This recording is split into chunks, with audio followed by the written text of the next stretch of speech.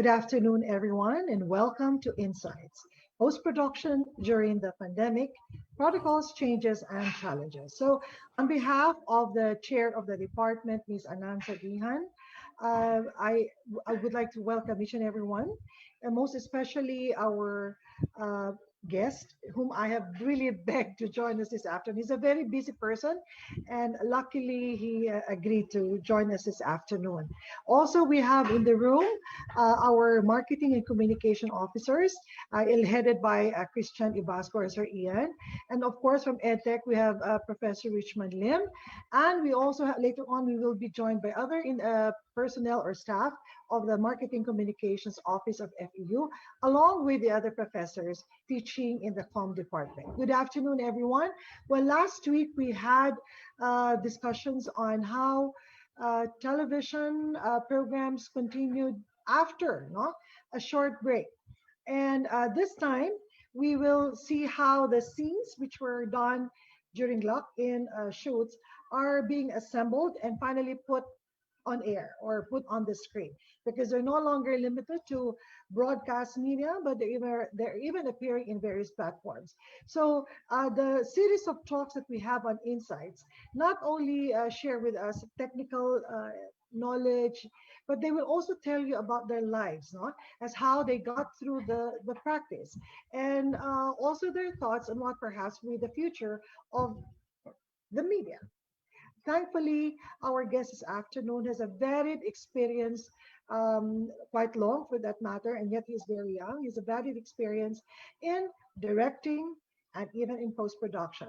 But to introduce him formally, please welcome one of our students, first-year students in Convergent Media, Wileen Gulfan, to introduce our speaker. So, why? Good day, everyone. I'm Waylene Gulfan, and here I am now speaking in front of your screen to introduce our very special guest speaker for today. He is a mass communication major in broadcasting graduate of Central Scholar University, Manila. He has been editing movies and running various post-production facilities for more than 2 decades. He was the former head of Regal Films post-production department and has worked with veteran and young movie directors. He is now the CEO and the president of Full Post Asia Incorporation and the only Netflix accredited complete post-production facility in the Philippines. He has worked in more than 30 features films and countless television programs both as master editor, visual effects supervisor. His editing skills have been recognized by both local and international award-giving bodies, most recently in Best Editing for a Foreign Language Film from the 2018 Nice International Film Festival of World Cinema in France and at the 2019 South Europe International Film Festival in Spain. He was recognized as a film ambassador by the Film Development Council of the Philippines. He is also an accomplished short film director, a professional photographer, and a voice-over talent and even a host. He shares his vast post-production and visual effects knowledge by being part of the De La Salle College of St. Benil's Digital Film Department. While in his spare time, he enjoys playing video games with his family and flying his drone. So, what are we waiting for? Let us all welcome Professor John Anthony Wong. Hello. Hi. Hi, Good Jan. Good afternoon. afternoon, and Hi, good thank you for afternoon. joining us. Of course, thanks for inviting me. I dropped everything for you. So, again, thank you everybody for inviting me today. I'm equally excited to share what I know to everyone else who'd want to listen, and of course, to inspire and hopefully guide some of the students, and if not all, into a path that they, wish to pursue. If I could begin my talk now, let me share my screen. Okay, hold on. Okay, so as mentioned earlier, today I'll be talking about post production for television. But I consulted Miss Abanto. I asked her if it's possible for me to tweak it a little bit and discuss the adjustments that I had to do because of COVID-19. We all had to make adjustments here and there, but most specifically for post-production kasi we're all used to going to the studios, we're all used to meeting our directors, meeting everybody while we're editing. So I asked if it was okay if I tweak my presentation to talk about the adjustments in the time of COVID-19. So before I proceed to whatever it is that I'm going to talk to you about, a brief introduction. I started my career way back in 2000. I started actually as a radio DJ. So after I was a radio DJ, I decided that I wanted to do something that people could see and not just hear. So I decided to pursue video editing as a profession. Tapos, after that, I moved on to teaching and then established a few companies. At the age of 26, Regal Films found me and they asked me to head their post-production department. Now, I am the CEO and president of a company called Full Post Asia, which was mentioned earlier. And we are based in Manila, but we handle clients everywhere. So full post, we do everything. Everything that's related to editing, everything that you see on screen, we help make it a reality. So we are called full post because as the name says, we are complete na post production facility. Others have different branches na mayroong separate team who do editing, another team who do audio post, but for us we do everything in-house. These are some of the services that we're doing. Forgive me, Liz, if I sound like I'm plugging my company, but I'm just telling everybody No, what we no, can. go ahead, John. It's an honor to have you really coming, a real practitioner and an Uh, entrepreneur. oh, thank you. So basically, we do everything. I started as a single. I call myself a single editor, which is something that you should not do when you're really into post production kasi ang hirap if you're working alone. So it's best if you work as a team. I believe in the principle of being self-made and eventually evolving into team-made. That's why each of the departments you see on screen has a particular person assigned to it. Now, these are some of our clients. We've had, again, 20 plus years of experience. We've had a lot of nominations and recognitions here and abroad. We have a lot of projects. And believe it or not, the first projects that I believe, I always tell my staff, the first projects that I feel have developed me into who I am now are projects from students. Because when I was studying and starting palang in editing, the first clients I had were students, really all students, because I didn't have anybody. I was starting and no one would believe me. So I was first year college. Tapos I really wanted experience. So what I did was I convinced yung mga third year, fourth year students in our school in CEU to agree to let me work on their projects. So I have a vast array of experience into yung mga shaky cameras, crazy camera work, lahat yun. And I have to find a way to assemble it and make it coherent para masubmit nila sa teachers nila. And from then on, it hit me. This is something I really want to do. I like it when people smile after they see what I've done. I like it when I see people crying kapag gusto ko silang paiyakin. For me, editing is really powerful. That's why I love it. Here's a sample of some of the stuff that we've done. It's a February 2021 reel of Full Post Asia.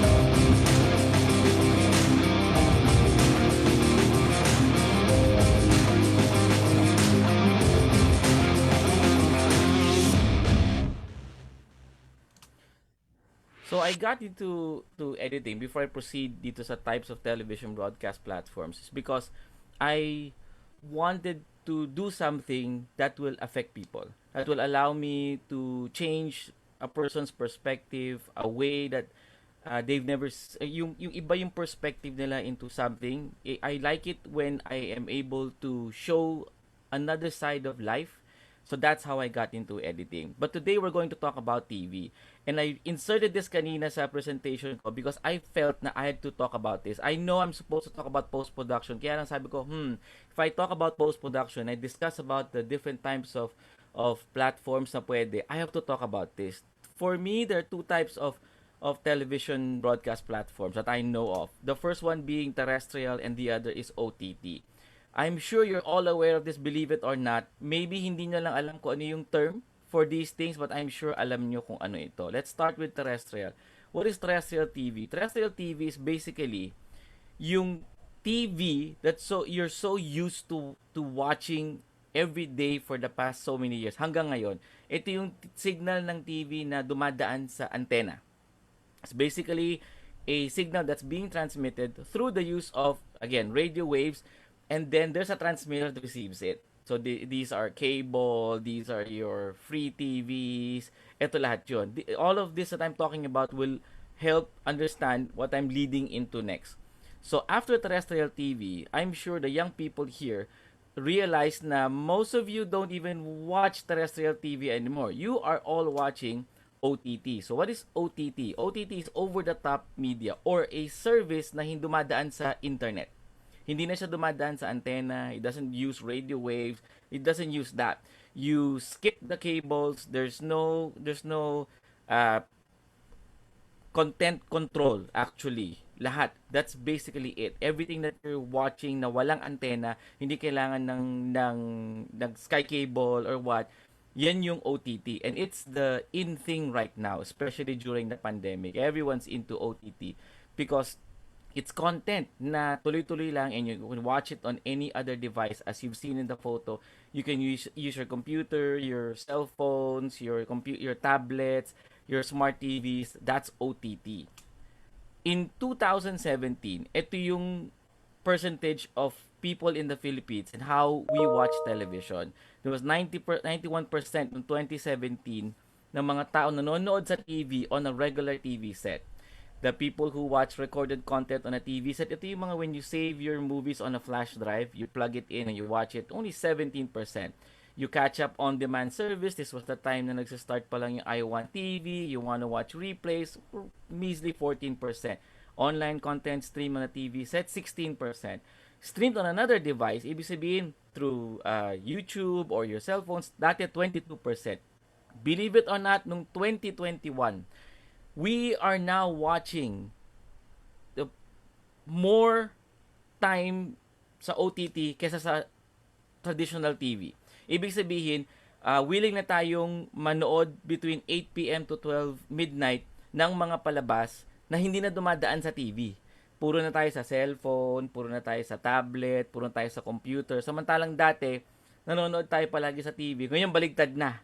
Baligtad na. Mas madami na tayong time na kinakain watching OTT instead of terrestrial TV. And 88% of the Filipinos are willing to watch an ad just to get free content. Manonood tayo ng commercial para lang makakita tayo ng free content. These are when all of these services come in. You have Netflix, you have Viva Max, you have HBO Max, you have WeTV, iFlix. Lahat tong mga to are basically offering a variation of streaming content, whether it's free or it's free pero you have to watch commercials like Signal Play. You have to watch an ad first before you have access, or you pay a particular subscription fee, or you can sign up for free tapos pwede ka manood ng free content and they'll try to convince you to get a subscription na a paid subscription. Pero ito yung mga OTT services. So now you know what they are called. My company, Full Post Asia, is proud to have been accredited by Netflix last year lang because during the time of COVID, everyone was going online. Nagkaroon ng boom into demand, and I had a very good client who requested na ma-accredit na kami because they like working with us. So after that, we got accredited. After a month of working really, really hard, discussing all of the workflows, I had to answer a bunch of questions, go through a 1 month training process, and finally we're able to get accredited by Netflix. What does this mean? Ibig sabihin, yung standards namin, pasok na sa standards nila. And some of the titles that we worked on are these. I hope you've seen these because the first movie we worked on was Sunod, a horror film which was shown sa Metro Manila Film Festival before, and it was the first 4K na Filipino movie in Netflix last year. It was the first one. It was a very, very momentous achievement for us because we were the only ones crazy enough to work with my client 1070p na gumawa ng 4K. Why was it crazy? Because the file, to those of you who are so interested into downloading stuff, yung file niya na sunod was 589 gig. And we had to send it to them. We had to upload it to Netflix na 500 plus gig. Took us about, at that time, 4 days to be able to send everything to them. There's also Love the Way You Lie, and then there's Hayop Ka, and there's Alter Me. There's also a title we worked on with WeTV, another OTT service. Itong first Filipino project. We're very happy na we're always there for the first time na lumalabas itong mga projects na ito. It was the first locally produced na project for WeTV, and we were very, very fortunate na we helped them with it. Now, let's go to the meat of my presentation. Understanding post-production. More often than not, we don't realize that what makes a TV show a show is the editing. This is especially true for movies, for even your vlogs and everything else. Kahit anong i-shoot mo, basta hindi mo siya ma-assemble ng tama, ay baliwala. That's why with all of the directors I've worked with, we always agree that half of the film is always editing. In fact, half of the film is actually post-production. Baliwala yan eh. They keep on shooting. All of these nice visions, they wrote the script, they wrote the story, hindi naman nila ma-assemble ng tama, baliwala. It doesn't really work. So, what is post-production? Post-production is the stage after production. Kaya nga post after production. When the filming is wrapped, tapos na. And the editing of the visual and audio materials begin. Okay? For me, it's always very exciting pagka post-production na. I make sure to tell my producers, my directors, I would love to attend your pre-production meetings pa lang. They ask me, why? You're post-production. No, it doesn't mean na kami yung last step. We want to be there from start to finish. But you assemble. Yeah, dun pa lang I have to tell you, sometimes kami pa yung kinoconsult. Oh, what do you think about the cameras we're going to use? Does it really help? Sometimes, we shoot ng very, very high resolution. Tapos yung pala sa YouTube lang nila ilalagay. We are able to help them. They consult us. Sasabihin ko sa kanila, maybe you would want to consider this and that. We help. In fact, some of the cinematographers I've worked with ask me, John, what happens if I shoot in this resolution? What could you do to help me? Sabi, if you shoot at this resolution, we can zoom in, we can change angle for you. Then they get excited. Especially kapag kunyari, lalo na ngayon, lock-in shoots. We only have a week to do it, 2 weeks to do it, a few days to do it. Sometimes they consult us more often than not, and I tell them, sige, shoot mo na ganito, then I'll find a way to make it work for you, to make it happen. Sige, dyan kasi wide shot lang, we can't really be close to the subjects or the actors. No problem.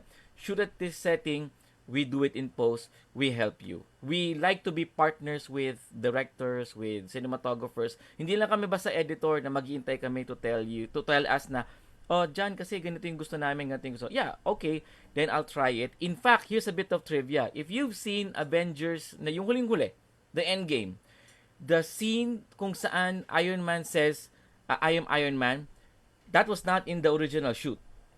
So the directors were in the editing room. Hindi nila alam how to end the film, how to find a way na magkaroon ng magandang period yung buong pelikula. The editor actually suggested that scene. Nung sinuggest yan, they had to call everybody back.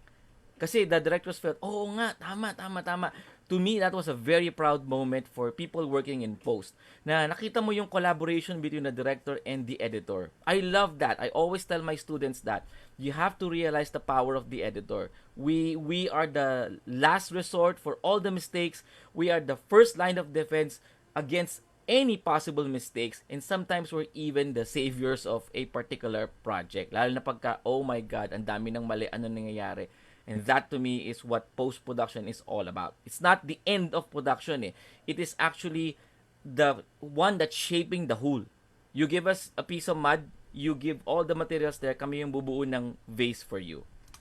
Now, the post-production workflow is divided into two.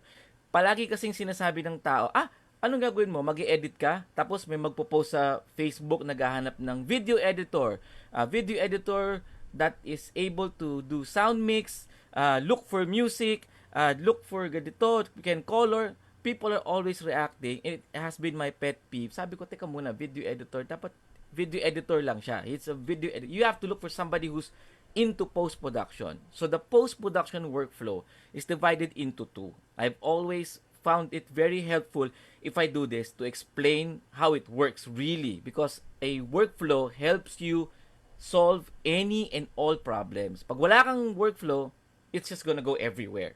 So for offline editing, the first step is footage ingestion. Every single one of you viewers out there who have a phone, who are in possession of a DSLR camera, has already done this, believe it or not.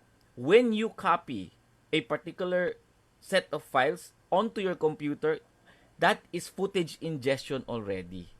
At the time, during analog, yung mga tapes pa, VHS, mini-DV, imagine an hour worth of footage, we have to wait for 1 hour to put it into a computer. Right now, if you have an hour worth of footage, it takes you what? 3 minutes, 5 minutes to put it into your computer. Tatama rin ka pa? Of course not. Kailangan you have to do that already. Footage ingestion. Next, you prepare your raw and other assets. I always tell everybody, from students to professionals, find a way to put everything in place. It's like you at home. If you're leaving the house, going to the mall, going outside, going to your family, you never open your closet with your socks, with your underwear, with your t-shirts, your pants, your shorts, all in one place. It's going to take you, yes, you will eventually find what you're looking for, but instead of looking for it for a minute, it'll take you an hour. Because you have to sort through all of the garbage. Hahanapin mo pa isa-isa. I always tell them, arrange everything into folders, arrange everything accordingly. Even your memory cards, arrange them properly. Then after that, that's the only time you will edit. Actual editing. It doesn't make any sense. Oh, sir, but doesn't make any sense because I have only 10 materials, 10 particular files of the interview, of the B-rolls, and all of the other materials. No, 10 lang yon. But it will still take you a long time to look for all of them. The 10 clips that you have, manganganak yan. 10, 15, 20, it's gonna grow. You don't want that. During editing, this is very important. Previews. If you notice, if you're looking at my slide now, previews appear twice. Sa offline editing column and online editing column. Why? The sickness of most of the post-production people I've worked with and I've trained is they do not like to preview. I've always told everybody, the hardest thing you could do in post-production is to preview your own work. Kasi sometimes you spend 100 hours editing, sitting down, assembling everything. You're so tired already. You refuse to watch the 10-minute show you just edited, thinking, okay na yan. Just send it to the client, send it. It has been my professional practice never to allow that. I always want to submit something to my client that I've seen at least 3 times, 5 times, 10 times. If you're too tired, take a break. Rest, come back with a fresh set of eyes, and then watch it again. Kesa papadala mo sa kliyente and then, bakit may mali? Ba't ganito? Hindi mo nakita. Nag-iba yung mata niya, lumipa. Watch it. Previews are very important. After actual editing, you preview. After you preview, that's the time na you picture lock. Why did I put picture? Somebody asked me, sir, we're talking about video. Why did you put picture? For me, I've always told everyone, for me, there's no such thing as video. Why? Because video is nothing but a set of still frames. Isa-isa yan. One frame after the other. Like cartoons, like animated na shows. They draw it one frame at a time. That's how video works. Video is just a collective noun. Buo lang siya eh. It refers to a box of pictures, I always tell them. Isang kahon ng pictures. Kaya nilagay nila picture lock. What you see lang. What you see, technically. That's when you lock it. Why is this important? Imagine if I make a 10-minute short film. Happy na ako. Pinadala ko kung kanino man. Oh, yeah, okay na ako dyan. Can you please put in music, put in whatever? Tapos all of a sudden, after 2 days, I call up the guy, hey, you know what? I made a 10-minute, 45-second version. So, back to zero again. They have to fix the sound again. They have to do music. After 2 days, I call again. Oh, meron akong 12-minute version. They have to redo everything again. So, importante itong offline editing na phase because dyan mo palang malalak yung actual na edit.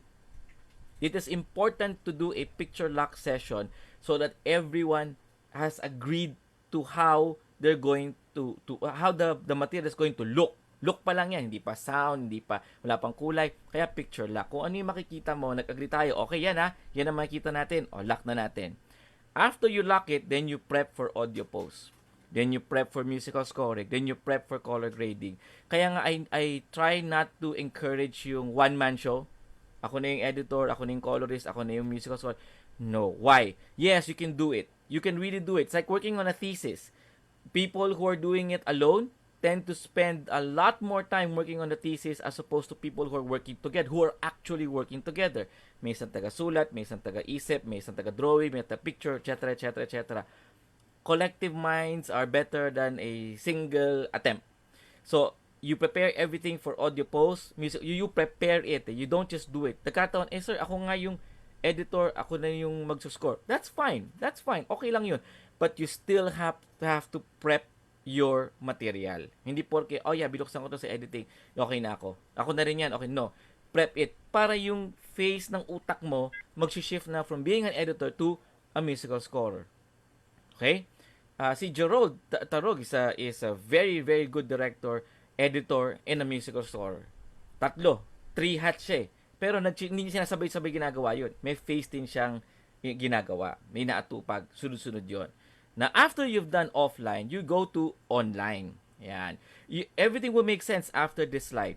Color grading, sound mixing, color grading. Do you think everything that you see here, all of the young people watching, I'm sure you're aware of color grading. Hindi nyo lang alam kung ano yung term.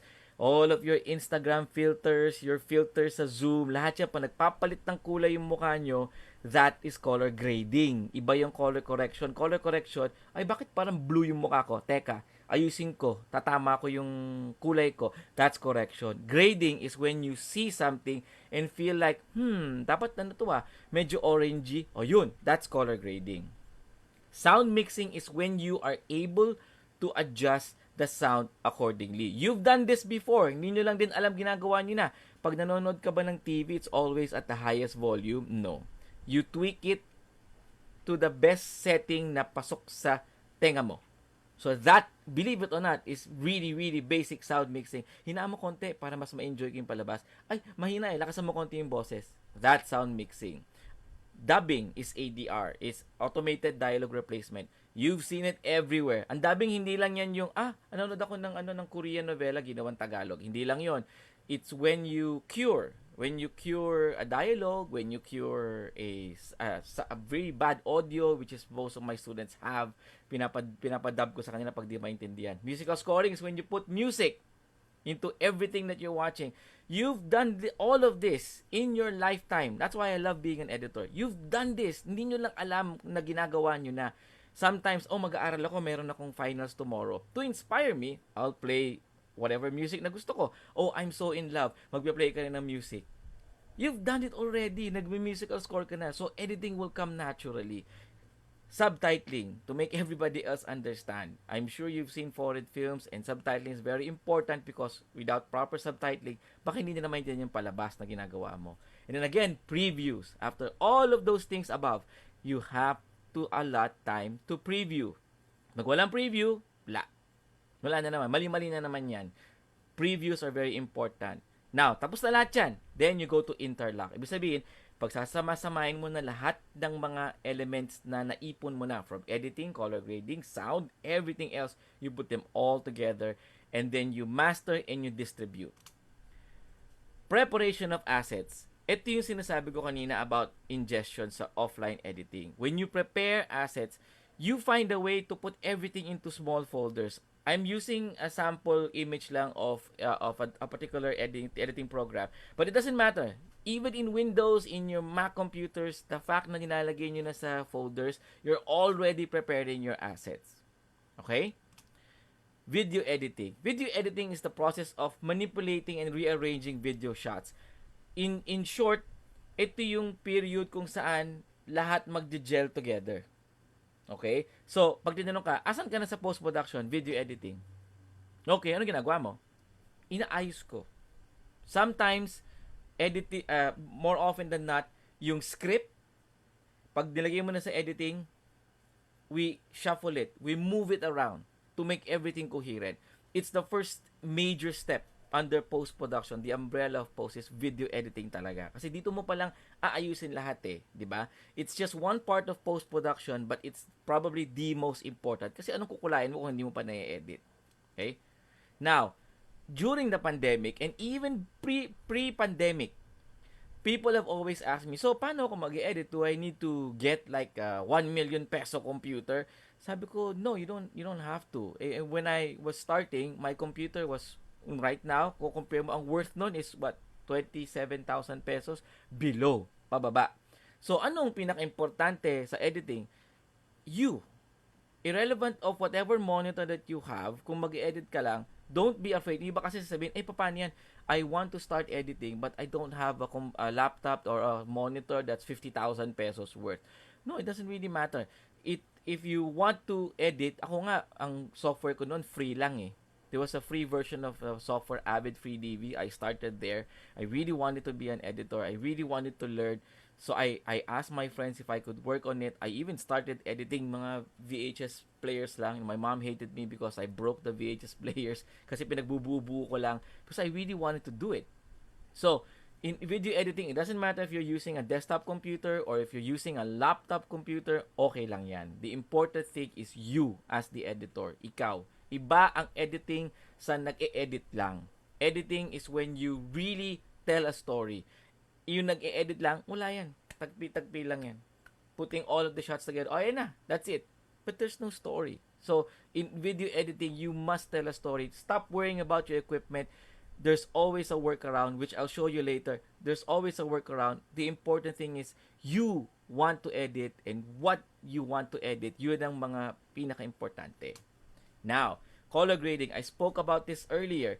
Color grading is when you improve the appearance of an image. Kung ano yung look na gusto mo. Gusto ko parang feeling nila mainit. Sige, lagyan natin medyo warm ng konti. Here's an example of a shot. Nasa right side yung ungraded. It's really, really super bright. Pag kinulayan mo na, you created a graded version of the shot, nakita mo yung dramatic lighting, it gives you more tone. Imagine a horror film that was lit very, very, very, very bright. Tapos sabihin mo, nakakatakot kunwari yan. Sa sobrang liwanag niya, nakikita mo na yung multo sa kanto. Doesn't make any sense. With color grading, you can pull everything down. You can make everything darker. You can hide some elements. You can improve some elements. You can even find a way to make someone beautiful, someone scary, a shot na very endearing.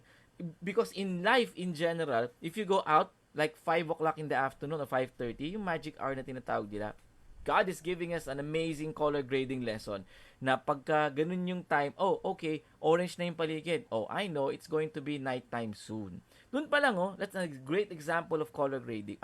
Okay, so bright. Okay, so morning pala. That's what you do. Here's another example. Yung nasa kaliwa is flat footage. Nothing. Just a negative na material. Yung nasa right side after, which again, you've always done in all of your Instagrams, your Facebooks, and whatnot, your Zooms. So, color grading dictates the tone, dictates the theme, dictates the emotion, dictates the feeling na gusto mo. Edit, napaiyak mo na sila eh. Pero pagka ginamitan mo pa lalo ng color grading, lalo pa silang maiiyak, lalo pa nilang mararamdaman kung ano yung ginawa ng editor. Audio post. This is when you improve the sound, fix the sound, sync the live sound, ayusin lahat. Everybody, please, kapag you eventually start doing productions, even for your vlogs, saka naman nakakita ng vlog na ang tunog nung microphone para ka lang sa CR. You don't want that. You want to be as clear as possible unless it's intentional. Unless it's a shot na, okay, so nababaliw na yung character ko, so kailangan nag-echo lahat ng naririnig niya. Pwede yon. Pero if you want to convey a particular message, a particular scene has to be that effective, kailangan make sure to take care of your sound, take care of everything related to hearing what it is na kailangan mo madinig. How powerful is audio post? Audio post is so powerful na kapag ka nanonood tayo minsan ng horror movie, which one do we cover? Do we cover our eyes or do we cover our ears? We cover our ears. Di ba? Na makita natin, wag na natin maririnig. Di ba? Kasi pagka nakikita natin, okay, okay pa okay. Pero pag narinig mo na, that's why yung mga accents na dang, yung mga tugtog na nakakaiyak, lahat yan eh. Imagine watching kita without the theme song in the end. Without that, nakatakip ang tenga mo, sa tingin mo may iyak ka? I don't think so. I don't think so. Pagka narinig mo, kahit nga wala tayong nakikita eh, kahit nakapikit ka, basta maganda yung tunog, it affects us so much na minsan di mo maintindihan, bakit ako naiiyak? Bakit ako natatawa? Naririnig mo lang eh. That's how powerful audio post is. It complements everything else that came before it. Video editing and color grading. Pag pangit ng sound, tapon lahat yun. So you have to take care of audio post. Now, these are examples of work areas for audio post. Very nice set of speakers. Sir, wala nga ako pambili ng speakers. No, believe it or not, there's so much available na models now you can buy, especially during the pandemic. I'm not saying that thank God for the pandemic. No, I'm not.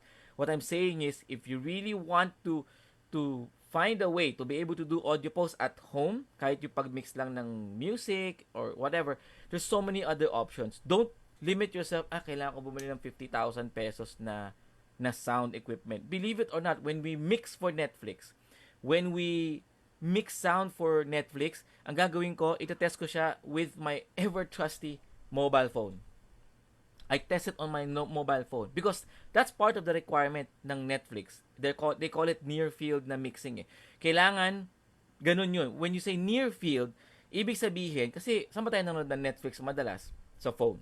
Kaya near field, the distance between you and the sound that's coming out of the speakers are very, very, very short. Unlike sa sinihan, na ang layo mo. You're 100 feet away from the screen, or sometimes the speakers are 30 feet away from you. Ang layo. So they mix it for theater, but now for Netflix, they mix it for devices na maikli lang yung distance. Konti lang, kaya nga near field eh. Foley. Now this is the very, very fun part of sa audio post. Foley is the reproduction of everyday sound effects. One of my students asked me, Sir, don't tell me, ginagawa rin natin yan in real life already. What if I told you yes? When was the last time na you told your friends or your family a particular story, a funny story, an interesting story na hindi ka gumawa ng sound effects? Narinig ko nga niya, ang galing niya, pagdaan ng kotse, boom! That to you is doing Foley already. So, naintindihan mo na because of the sound effects that you replicate, that you emulate, nakakatulong. So, isipin mo, nanonood ka ng horror, tapos wala ka naririnig na naglalawat. Music lang lahat, dialogue, hindi mo lang naririnig yung creaking noises ng sahig or yung pagbukas ng pintuan na remember The Grudge? Pag naririnig mo yung people panic already. That's a weird kind of Foley, but people panic already. It's particularly sound design and Foley at the same time. But what I'm saying is, you've done this before. Foley, you've done it before. Foley is just a professional term for doing this, for recreating sound effects. But you've been doing it before. If people ask me, how do I do Foley? Well, professionally, you have to find a way to choose materials that sound like the real thing. When I asked one of my Foley artists to do, sige, may shot tayo ng jeepney, a Filipino jeepney. Sir, I can't find any sound for the jeepney. Sabi ko, no, what does the jeepney sound like? Sabi, sir, I don't know. Sound a jeep? Sabi ko, di ba yung jeep sounds like a military jeep? Why don't you find a way to look for a particular set of Foley, a digital Foley even, na tunog niya yung jeep. Kinuha niya yung military jeep, sinalpak niya, sounded like a jeep. We've done this so many times. Yung pag-Foley ng ganito, we have a microphone and then we recreate stuff. We've stepped on concrete, eggs, we've destroyed cassette tapes, we've found a way to make everything work. Even yung you heard about this, yung punching noises, yung raw meat, we've done that before. It was so messy kaya I hated the fact that they were doing it in a carpeted room, but I had no choice. They had to do it somewhere. Sabi ko, maglagay na lang tayo ng soundproofing, but they didn't want to. Sir, okay na to. Very nice. Very nice. Clean it up afterwards. As you can see doon sa photos ko, you don't have to have a very nice room to do Foley, because the more stuff that you have to play around with, the better your Foley is. So, it doesn't apply to every single project, of course, pero just in case lang na, kunyari, may isang scene that you want people to realize na the person is wearing heels. Pwede kang maglagay ng, gumawa ng sound effects ng heels. It's really fun to do because you can use, well, sa amin, we use any type of microphone that's available now, especially sa pandemic. We do Foley on our own. We find a way to enhance. Ay, kulang. Gusto ko pag may ngumunguya siya, may crunchy noises. So, we get a piece of broccoli and celery. Bine-break namin. Sometimes, we even eat it our own. Kami kakain, tapos saka namin gagawin namin yung para lang ma-enhance. So, that's Foley. ADR. Automated dialogue replacement. It's the process of re-recording dialogue of original actor, okay, or a replacement actor. I've done ADR for Christian Bautista, for Tony Babesa, and for Ken Chu, when he did the movie Batanes, the Meteor Garden guy. I did his lines in Mandarin, in Chinese. I dubbed for him. Long hair pa ako nun. And then I've done a bunch of other stuff for other projects, sometimes background dubbing, crowd dubbing. This is how you do ADR or dubbing. You need to watch the original material. Tapos, sasabayin mo. You sync your voice. Not just sync the voice, ha. You have to exude the same emotion. Kung ano yung feeling, kung galit, tumatawa, and kailangan pakita mo yon. Let me show you a very, very interesting example of how someone, a very, very popular actor, does ADR work for his feature.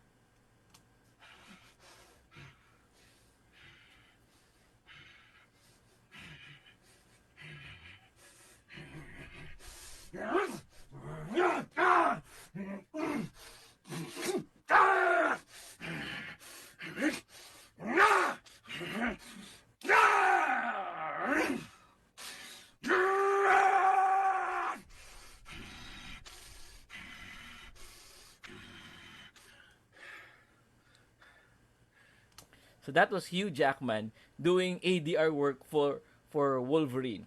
So ganun yung gagawin niya. Of course, during the set, you can't expect him to grunt and run at the same time. So during ADR and dubbing, they enhance everything that we're supposed to be hearing from them. Now, you've done editing, you've done color grading, you've done audio post, you've done everything that has to be done for post-production. Natapos mo na except mastering and distribution. The thing about this is it's very important to understand kung saan pupunta yung material mo. That's why I presented kanina, terrestrial TV or OTT. Terrestrial TV is very limiting. Why? Because you are limited with the amount of information na kaya lang i-transmit ng radio waves. You can't make it really, really high. It's like presenting a video or a movie that's meant for a 100 Mbps na internet connection over a 1 Mbps line. It doesn't make any sense. It's not gonna play back properly. So, it's much more freeing to submit to OTT platforms than terrestrial TV because you watch. Imagine how many HD channels do we have locally? The only channel I know na very dominant is ABS-CBN HD. Dati Kapamilya HD. So, sila yung nag-HD, pero hindi kaya nung iba. Because there's so many other requirements, technical requirements. But, Signal has always asked us for HD content because kaya nila. Meron silang platform to send it out. Pwede yun because they have Signal HD, they have Signal blah blah. So, it's good to understand kung sino ang magre-receive nung material mo. Netflix has a very, very high requirement. Isipin mo na lang na kung ang HD ng YouTube, nag-request sila ng material, it's about, it's good for 50 Mbps internet connection. For Netflix, your connection has to be 400 just to be able to understand the content. But sir, how am I able to watch Netflix content if they're asking that high quality from you? the reason being they ask that super high quality is because they're able to play around with the material later on. Meaning, if your internet hiccups, pwede niyang i-adjust yun in real time. Bibigyan ko siya ng pangit. Pag mabilis internet mo, reklamo ko lang ang pangit naman. It allows them the flexibility of having a very nice copy of your film and the ability to control how it's being seen automatically without any worries. Parang alam nilang we're getting the best quality possible. We're getting the highest quality possible. If you notice the screenshot on your screen, ang daming available options. Nakakahilo. But you just need to understand kung para kanino ba yung content.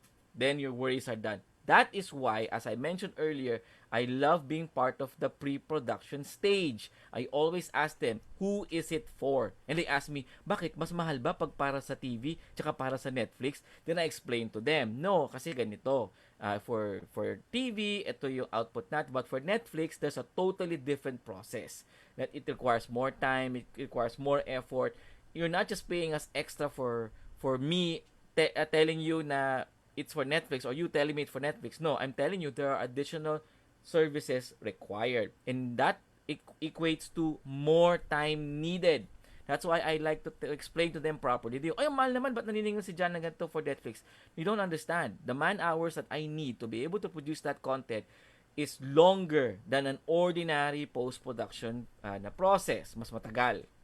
The storage that I need to have is, again, mas malaki. So I explain that to them properly. There are three major, right now for us, there are three major distribution platforms for you. Facebook, YouTube, and Vimeo. There's something at the back end that most people don't understand. Parang, oh yeah, it's the same thing. Facebook, YouTube, and Vimeo. Oh, Facebook, mabilis siyang makita, mabilis mapanood. YouTube, well, ganun din. May app, may link, etc. Vimeo, what's Vimeo? Vimeo is for filmmakers. No. Let me share some of the things that we know are different from the three. One, Facebook will never accept, it will accept your material in 1080p resolution. I'm not sure about 4K, but it will only stream it at 720. Anong ibig sabihin nun? Nag-submit ka ng ganyang kalaki. Pag dumating na sa Facebook and they're playing it back, gagawin niya ng ganito. Lilitan nila. Why? Because my theory is they're concerned about the amount of devices that are using Facebook. What do I mean? If they present the video in a much higher setting, baka mag-stutter. It might not play well with the other devices. Oh, I have a phone that's 6 years old, 7 years old. Really old phone. But runs Facebook. If they don't lower it into a resolution that's allowed to be played everywhere, yung may-ari ng 7-year-old phone na yon will say, di ko ma-play. Unsubscribe. Ayaw ko na mag-Facebook. They can't risk that. Primarily, they're a social media platform. They're not a video streaming platform. So they don't really give that much emphasis sa quality. Okay na ako dyan, 720p. That's fine. I'm sure it'll play with a 7-year-old, 10-year-old phone. I'm okay with that. Any phone can watch a video on Facebook. That's fine. YouTube. It's been very popular. Now it supports 4K. Soon it'll support 8K. Ang dami na. YouTube is the go-to de facto vlog sharing site nga video sharing site. The difference lang, YouTube is very strict pagdating sa copyright music, very strict. Sometimes if you upload something tapos you see a copyright claim or blocked in some other countries or sometimes walang music at all. Matanggalin niya.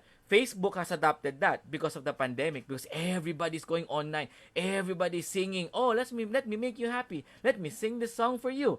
So na-realize ng Facebook, bakit ganun? Everyone's having concerts online. We're not really making any money out of this. Oh, wait, people are going to sue us because we're allowing people to play their music online without paying the royalties.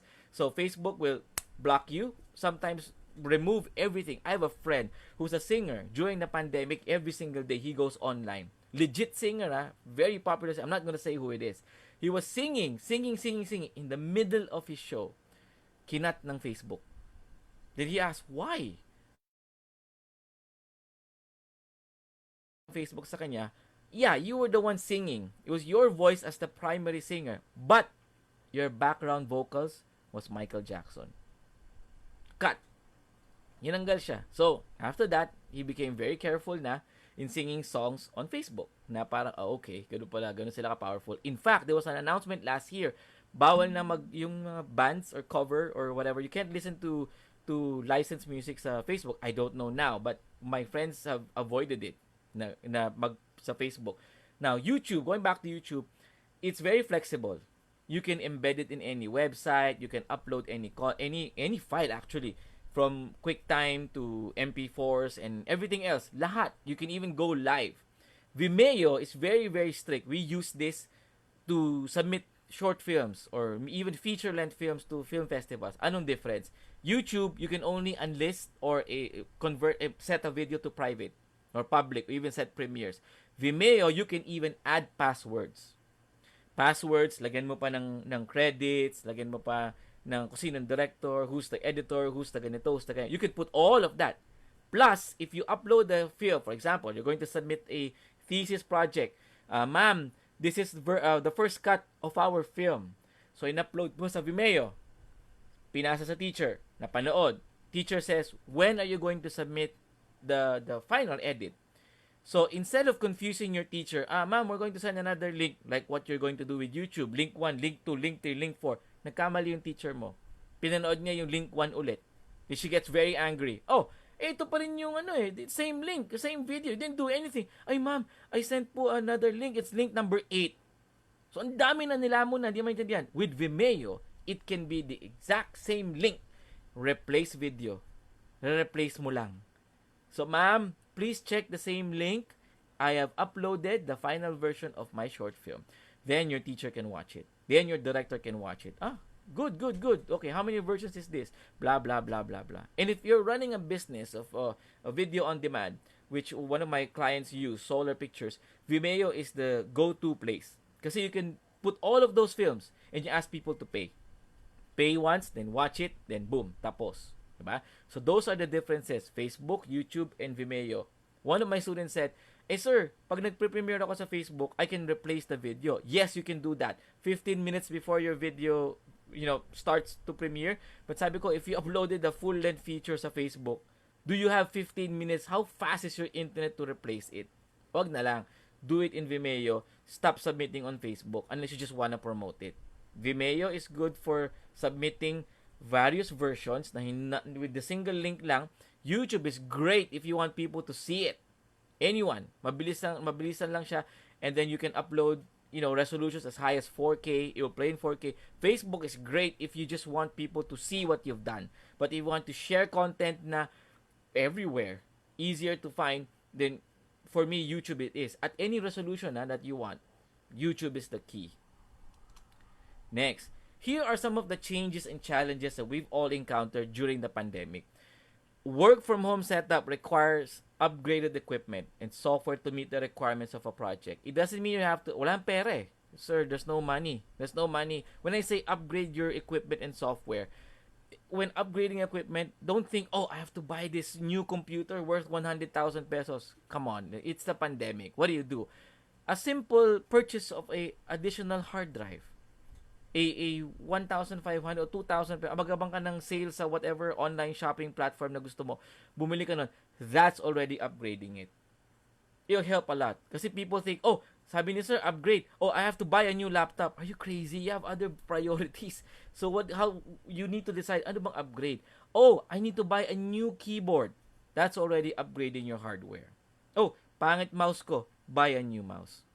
That's upgrading it. I need a new video card because, all of the video cards are being used for mining, Bitcoin, or whatever. Okay, so what can I do? No money to buy a video card? Maybe buy a new set of RAM. I am a consultant for so many post houses that are all my friends. I don't treat them as competitors. I just share with them what I know because I believe in helping each other. Kasi if I help all of these post houses, yes, we're competitors, but we're also friends. If they rise up, people from outside the country will say, galing ng Filipino. Galing. Hindi yung, galing ng company A. Ay, company B pangit. No, that divides us. I want everybody to know that the Philippines is a post-production hub. We're amazing, creative people. The fact that we can create paroles using a Mountain Dew bottle, that says something to us na we can create all of these things. Sabi ko, kaya yan. We're so creative. Yung jeepney nga natin, kanya-kanya. Even people who can draw can create a business out of that. We've done 10,000 versions of Ube Pandesal. We can create movies na Hollywood level. All of these crazy things. Yan yon. So, if you're going to upgrade something, upgrade selectively. Pag naka-close ka ng project, well, isip ka muna, ano bang kailangan ko talaga? Hindi yung, oh yeah, I'm gonna promote myself as the best editor in the world. I'm gonna buy a 200,000 peso Acer Predator laptop. When you talk to Joel Lamangan, talk to Mac Alejandre, you talk to Junland, they're not gonna ask you, oh, so, hi, ikaw yung editor, ano gamit mo? They're not gonna do that. What they're more concerned about is you. Like I said earlier, anong equipment yung kailangan mo in video editing? Yes, you can use whatever computer. In fact, before, years ago, when I didn't have an office, si Joel Lamangan and Gil Portes, when he was still alive, they used to come to my home. I told them, I don't have an office. So why are you coming here? So no, we don't care where you are and what equipment you use, for as long as you are the one editing. When I closed the deal for Felix Manalo, the Iglesia ni Cristo movie, my office then at BGC was non-existent. Flat surface pa yun. Tumawag si Joel Lamangan, sabi niya, I want you to edit my film. Sabi ko, Direk, wala pa akong office. I don't care. I want you to work on it. After that, 9 months of my life was dedicated to finishing that film. Okay? Next, upgraded internet connection plans. You're very fortunate now because there's so many variables. You have PLDT, you have Sky Cable, you have Globe, you have Dito coming in, you have Converge, you have all of these things. Tapos sobrang mura na mag-upgrade. For $999, you get 20 Mbps already. It's so easy to figure out a way to upgrade your internet connection. Kailangan yan, really. Even at home, I had to boost my internet connection because at the office, we have 300 up, 300 down. So, 300 Mbps download, 300 Mbps upload. Sobrang bilis. Yung i-upload ko na, let's say, 200 gig na file, takes us about 2.5 hours lang. So, sa bahay, I had to upgrade everything. In fact, I have 2 connections that are working simultaneously na pag dito kasi ako nag-upload sa Netflix because I don't wanna go out. I don't want to go out yet kung hindi naman crucial, the emergency. So we had to upgrade our internet connection. My son has online school, so meron din siyang separate na internet connection niya. I even bought a bunch of the prepaid routers, the 1.5 na PLDT, the 1,000 na Globe, lahat yun, all the backups. Consider it. Sir, wala kami pambili ng mahal na internet. No, there's so many plans now na bayad ka lang ng $999, get 30 days free of internet. That's it. If your phone can support it, hotspot. Upgrading your internet connection doesn't mean you have to pay additional na kagad. Think of a creative way to upgrade your internet speed at home. Okay? Heavy reliance on streaming platforms or content preview. Just now, nanood kayo ng reel namin using a streaming platform. But more often than not, pag pangit yung connection ng client, we upload to YouTube for preview. Just remember this, when you use your streaming platforms, be careful. If it's confidential material, make sure it's either private, unlisted. Never rush. I remind my staff this all the time. If you're sending something to me, make sure it's not for everybody's consumption. Make it hidden. If needed na kailangan sa Vimeo, may password, then upload it. Vimeo has a free version, so it's 500 MB lang upload, but you can use it. Diba? Use of cloud-based file delivery service. Mamaya explain ko yan. You've been doing it for so long. The fact na you're sending attachments sa email mo, you've been doing cloud file delivery service time immemorial. Ginagawa nyo na yan. Consideration for varying preview equipment. Ito na. The challenge of us presenting something to our client online is always the question of ano kayang itsura ng monitor niya? What monitor does he have? What type of speakers does he have? Because I've had one client based in the States, tumawag pa sa akin, John, the sound is really awful. Why is it so thin? Why is the bass non-existent? Dami yung sinabi. Sabi ko lang, what are you using? Oh, I'm using my AirPods. It's so expensive. Blah, blah, blah. Sabi ko, okay, can you try listening to it again? Yeah, it's the same things. I told them, okay, here's what you do. Remove the AirPods. Why would I want to do that? Remove the AirPods from your ear. Okay, then put them back in. Sinut niya. Play it back again. Oh, it sounds great. What did you do? Nothing. Just plug it in properly. Oh, thanks, thanks, thanks. That's it. Can you imagine? I even have one client who is about a few minutes away from my home, 3 minutes away. Sent him content. John, there's nothing playing. Nothing. What do I do? What do I do? I gave him flash drive, delivered the file, watch it. Can you come over? Went to his place, showed me the TV. Nothing's happening. Look at the so how are you watching it? Oh, I'm watching it from this media player box and blah blah. Supposed to play 4K material, etc. etc. So show me what's happening. Yeah, nothing's happening. You know what the problem was? Sabi ko, here, on. That's it. Nakapatay. So all of these things are really, really testing your patience. If your patience was 100% before, extend it to 200%. You gotta be creative. You gotta be patient. Those are part of the chat. I didn't have to write it here because it's something that you have to remember. You gotta be more patient. You gotta have more understanding. Really, kasi the uncertainty of the pandemic equates to the uncertainty of, am I watching the right content that I'm going to submit to Netflix, to YouTube, to wherever? Am I watching the right content, diba? So you have to have a system of trust. You have to be creative. You have to be patient. You have to be able to trust people. Longer work hours. People say, "Oh, John, you have to work 10 p.m. kasi nasa bahay ka lang naman eh." I always remind my clients, okay, I'll give you 15 hours of my life every day, but for Saturdays and Sundays, it's family time. I'm at home, but I don't get to talk to my family. You have to give me Saturday and Sunday, please. Unless it's a life and death situation for your project, then I'll help you. I'll go with you. But if it's something that can wait, then please wait. Okay? File delivery services. There are only 4 that we use. Google Drive, WeTransfer, Idre, and Aspera. The third one is a very interesting story I'd like to share with you. The first being Google Drive. It requires you to have a Gmail account. You can send files as big as 15 gig kasi yung free version niya is only 15 gig. But when you upgrade, it's dirt cheap. You get 1 terabyte, less than 500 pesos a month. If you really want to back up your entire computer sa Google Drive, buy it. Buy it. You can access it anywhere.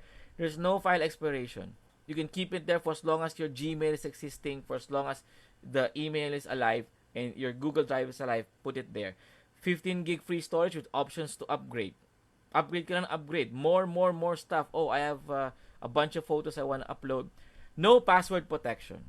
None. If somebody hacks your email, hello Google Drive. Hugutin niya lahat yan. Access your files anywhere from any device. There's an app on your phone, your tablet, that allows you to check your Google Drive files. Okay? One thing I didn't write here, Google Drive is particularly selective sometimes. If you try to upload files it doesn't recognize, isipin niya virus. It's not gonna allow you to upload it. No. WeTransfer.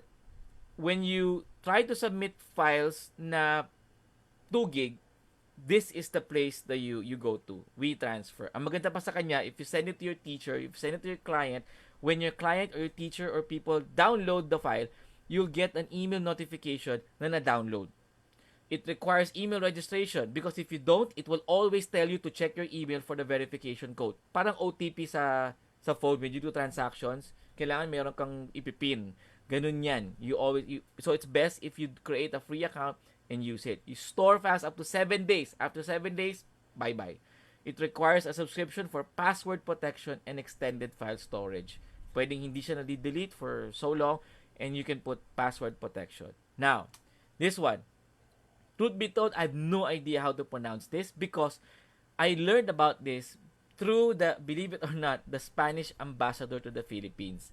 I was part of the team that documented the 500th year, the quincentennial celebration, if I'm not mistaken, the 500 years na celebration of the Christianity in the Philippines. We went to Giwan, we went to Suluan, we went to Cebu, Umonhon, lahat yan.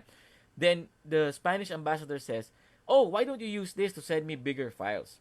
So we tested it, and voila, it's free. You get to upload 10 gig worth of files. My fellow faculty at Benilde used this already to send big files to their students. It stores files up to 10 days, tapos pwede ka pa maglagay ng password. The only difference is, if you send it out, Tapos you send it out. There's no email. If you look at the screen, there's no email address that you can put in, yours or the recipient. None. After you upload sa server nila, it'll give you a link that you can share to everybody. It doesn't tell you if that person has downloaded your file. Walang confirmation. But it's 10 gig. You just need to bug the person. Hey, na-receive mo yung file? Did you download it? Did you download it? So you have to do that. Next, this is what we use, Aspera. Aspera can upload up to 1 terabyte of files. More secure. This is what we use for Netflix. Sobrang bilis. If your internet connection is 100 Mbps, gagamitin niyo yun. Buo, 100. Or you can throttle. 50 lang. Kasi nanonood ako ng Netflix eh. No. The upload, that's why we have a dedicated line for Aspera. Dun lang siya. Even ABS-CBN uses Aspera. It's high speed, it's encrypted, and works with major internet browsers. How to present online. Ito, I added this kanina after I was having lunch. You always need to present via Zoom na. You have no choice. You can't present properly Google Meet. Really, you can't present Microsoft Teams, Lark. What else have we tried? We tried Skype, Viber, even Facebook share screen. The best for now is YouTube. They recently updated, not YouTube, Zoom. They recently updated Zoom to the latest version, I think 5.6.5 if I'm not mistaken, or 5.6.1. You're allowed to share sound, even ibang versions. You can share original sound. I'll get back to that. Then meron silang option optimize for video clip. Again, sinasabi ko about Netflix earlier. If your internet connection drops, nagpipixelate ng konti. If it stabilizes, it becomes clearer. That's the exact same thing with optimize for video clip. That's why I was asking kanina, if I share screen, I don't want to switch on optimize for video clip kasi baka mag-pixelate from your end. Then there's third-party video editor support. It ensures that all of the recordings you do inside Zoom, you're able to edit them. Here is the original sound option. You need to check this out. If you're presenting anything in Zoom, go to your settings, click audio, and scroll down. It's directly underneath yung noise cancelling option for Zoom. If you have the updated version, check everything. Check all of these things. Believe it or not, iba yung tunog. May iba talaga yung tunog when you're listening to it. So, my sound editor, when he presents from his studio at home, if I play it back, I tell him, did you switch it on? Yes, sir. Iba yung tunog. So, you're literally, basically about 90% hearing the exact same thing. If you have nice speakers at home or nice headphones, nice earphones, check all of these. Sobra. Kasi nga, Zoom by default compresses your sound, makes it mono meaning one track lang. But if you check all of these, ang ganda ng tunog niya. Really, really nice na sound. What is the best editing software? I always get asked about this. What's the best editing software? Adobe Premiere Pro or versus DaVinci Resolve? If you haven't heard of DaVinci Resolve, Google it. It's one of the best editing software now na hindi naman siya ganito dati. My students all have access to Adobe software. I tell them, truth be told, the answer to this question, yung what is the best editing software, wala. You are the best editing software. Your brain, your creativity, yan yun. Pero if you just want to go to a brief discussion kung ano lang among the two lang, I explain to them, Adobe has made it a point na lahat ng software nila can connect to each other, communicate to each other. Sometimes same interface pa. If you're using Photoshop, pagpunta mo sa Premiere, oh, I know that tool, the pen tool din yan. Oh, go to After Effects, oh, it's the pen tool. Go to Illustrator, it's the pen tool. Ganun ang ginawa nila. They try to integrate and link everything together. So it's easier for people to jump in and out of whatever software that they're trying to promote. Now, DaVinci Resolve, on the other hand, used to be a very expensive piece of software. I'm not pressing the next slide yet because I want to share preamble. Mahal yan dati. Really, really, really expensive. Na big post-production houses can only afford it. You have to have amazing equipment to be able to use it. But DaVinci Resolve has a free version. You can now install it on a laptop, on a Mac na laptop, a MacBook, Mac Air. You can download it via their website. You register and then it's free. It's free. You can download. Anong limitation ng free compared to they have a paid version? The paid version is I think $300 US. That's about maybe close to 15,000 pesos, but you pay only once. Adobe will ask you to pay every month or every year. DaVinci Resolve, you pay only once and you get updates for life. For life, for as long as they allow it. Ang limitation lang nung free version, you can only export in HD. You can edit in HD. That's it. If you're not gonna edit 4K, anong problema? Di mag-edit ka dito. Try to download it, try to experiment on it. It's an amazing piece of software. Nandiyan na lahat. For sound, for effects, for coloring, nandiyan na lahat. What are your career options in post-production? Number one, you can be a video editor. Of course, editing, video editor. Number two, associate video editor. Next, assistant video editor. Anong difference? The difference being, an associate video editor, ako lang naman naghati niyan. I tell my students, you know what? There's a difference. Assistant, associate. Your associate video editor is basically your sidekick. Sidekick in terms of creativity. Kasama mo siya eh. Nag-uusap kayo. What do you think? Do you think this will work? Can you watch it? Okay yan. The assistant video editor preps all of your material. It preps. There's a gray area between this. Sometimes, if you ask, hindi, my associate editor will handle that for me. But for me, no. There's a big difference. It's a ladder for me eh. Sabi ko, assistant ka muna, then you become an associate, then you become an editor. Magkaiba kasi yun for me. Although sa Hollywood, sometimes they call it the assistant editor, sometimes the associate editor. It doesn't really matter. For me, there has to be a step. Kasi pag associate ka na, ano gagawin mo? Editor ka na. Eh, wala ka namang process in preparing the clips, preparing the files, syncing everything. So, assistant ka muna. Sound editor, Foley artist, colorist, post-production supervisor. You need this. You need to, kahit hindi marunong yan mag-operate ng editing software, someone to supervise the post-production workflow. Na okay, kailangan po namin yung ganitong files in this format, in this ganito, is ganyan. Someone to really run the show for you. Kasi it's difficult to think and create at the same time. Mahirap maging creative and think about logistics at the same time. One of them will sacrifice yung progress. You'll die. Sayang. You'll just go crazy and you worry and nothing good will come out of it. Post-production coordinator, taga-traffic lang. Okay, editing tayo ng Monday, editing tayo ng Tuesday. Oh, si Wednesday papasok, baka na tayong Friday. I have that to help me organize my schedule. Quality control officer, huling-huli yan. There are a majority of post houses in the Philippines that do not have this. Wala. As I've said, previews are very important. Someone needs to watch your content. The Netflix title we're working on actually had about 5 revisions. Kasi my quality control officer, fina-flag niya yung mga mali. Nakikita niya, sir, may ganito, may ganyan, may ganyan. So, I submitted to producer, hey, napansin namin to.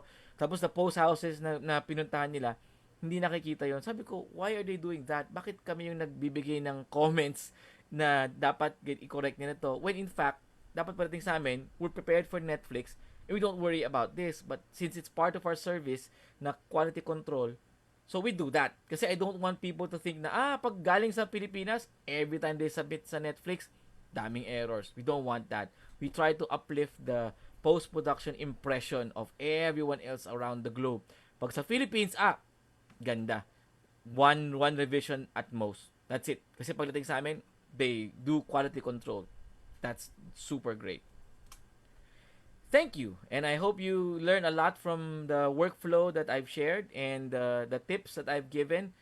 And I hope to see you soon and work with all of you in your future projects. Thanks for inviting me. Thanks. Thank you so much, John. Friends, I'd just like to inform you that John was my former colleague. He used to teach with me in St. Scholastica's College, but later on, he was actually teaching in several schools at that time. And later on, he left me. So I was just too glad. I was just too glad that when I asked him, John, I really need a favor. Pumayag. So thank you very much, John, for that, no, for making time. And by the way, John, really for the whole number of minutes that you spoke, I was so engaged. I'm not into post production. I do not have that technical skills, but I was so engaged, and I swear, I mean, sabi ko, galing ni John, no? Because you're not able only to tell us like the technical matters, but all the tips you came up with were really very helpful and very digestible. To a point that one of our Facebook, how to call this, viewers right now, his name is Michael Soriano Makugay. He says, "Good lecture, sir. So enthusiastic, and examples are relatable and practical. In fact, he's a literature teacher and a movie enthusiast. That's me. So you see, that's how engaging your lecture was. And of course, Simon Bumatay was also watching. He's with our media center and a couple of more. And your video has been, I mean, the talk has actually experienced a couple of shares. Now, at this point, we would like to now encourage all the participants. You have the chat box. You can type your questions or raise your hand so I can acknowledge. Put on your cam so you can raise your questions. At the same time, I'm going over the Facebook because we're carried live. So I'm looking at your posts, no? So kindly type in your questions.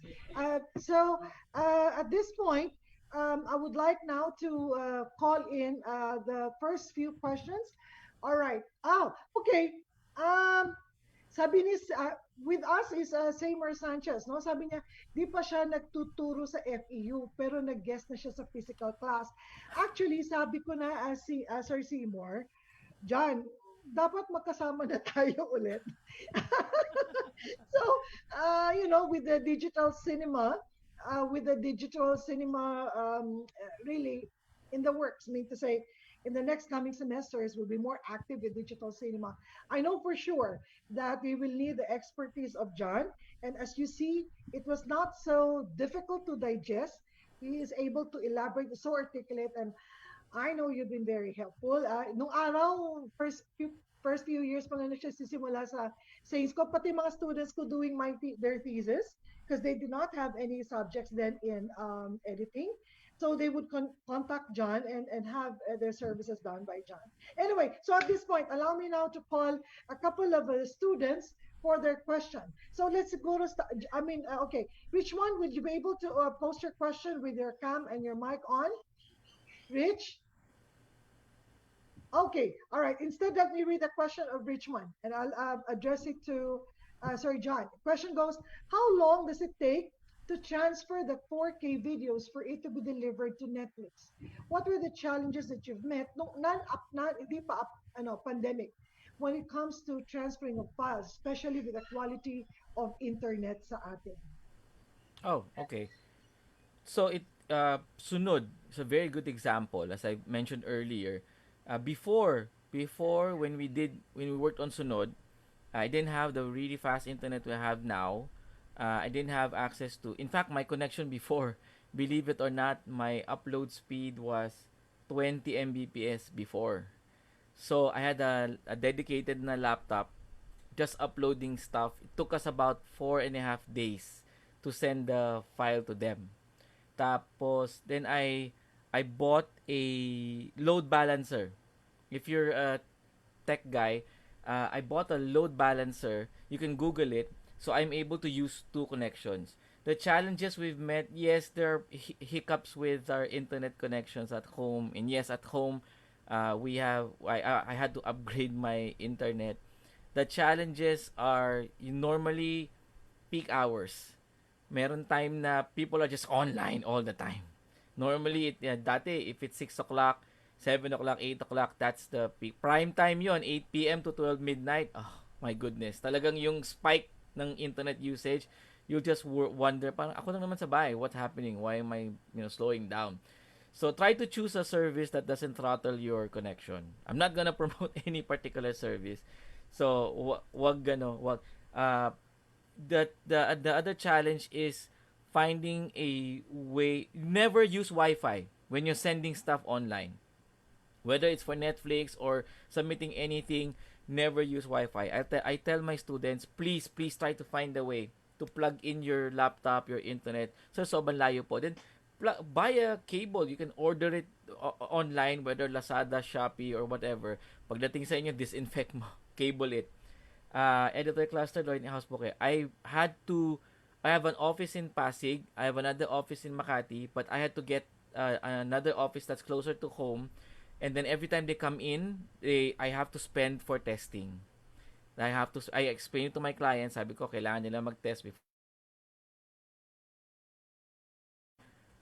parang 2 weeks every month, and that's it, as needed. And they work. Tapos we develop a system. We use a particularly interesting software, Parsec yung brand. Yung name ng software is Parsec. It's actually a gaming software that allows you to play. Imagine mo Richmond, if you're at home, then your gaming computer is somewhere else. Tapos you can use that computer to it'll look like nasa harap mo yung computer na yon.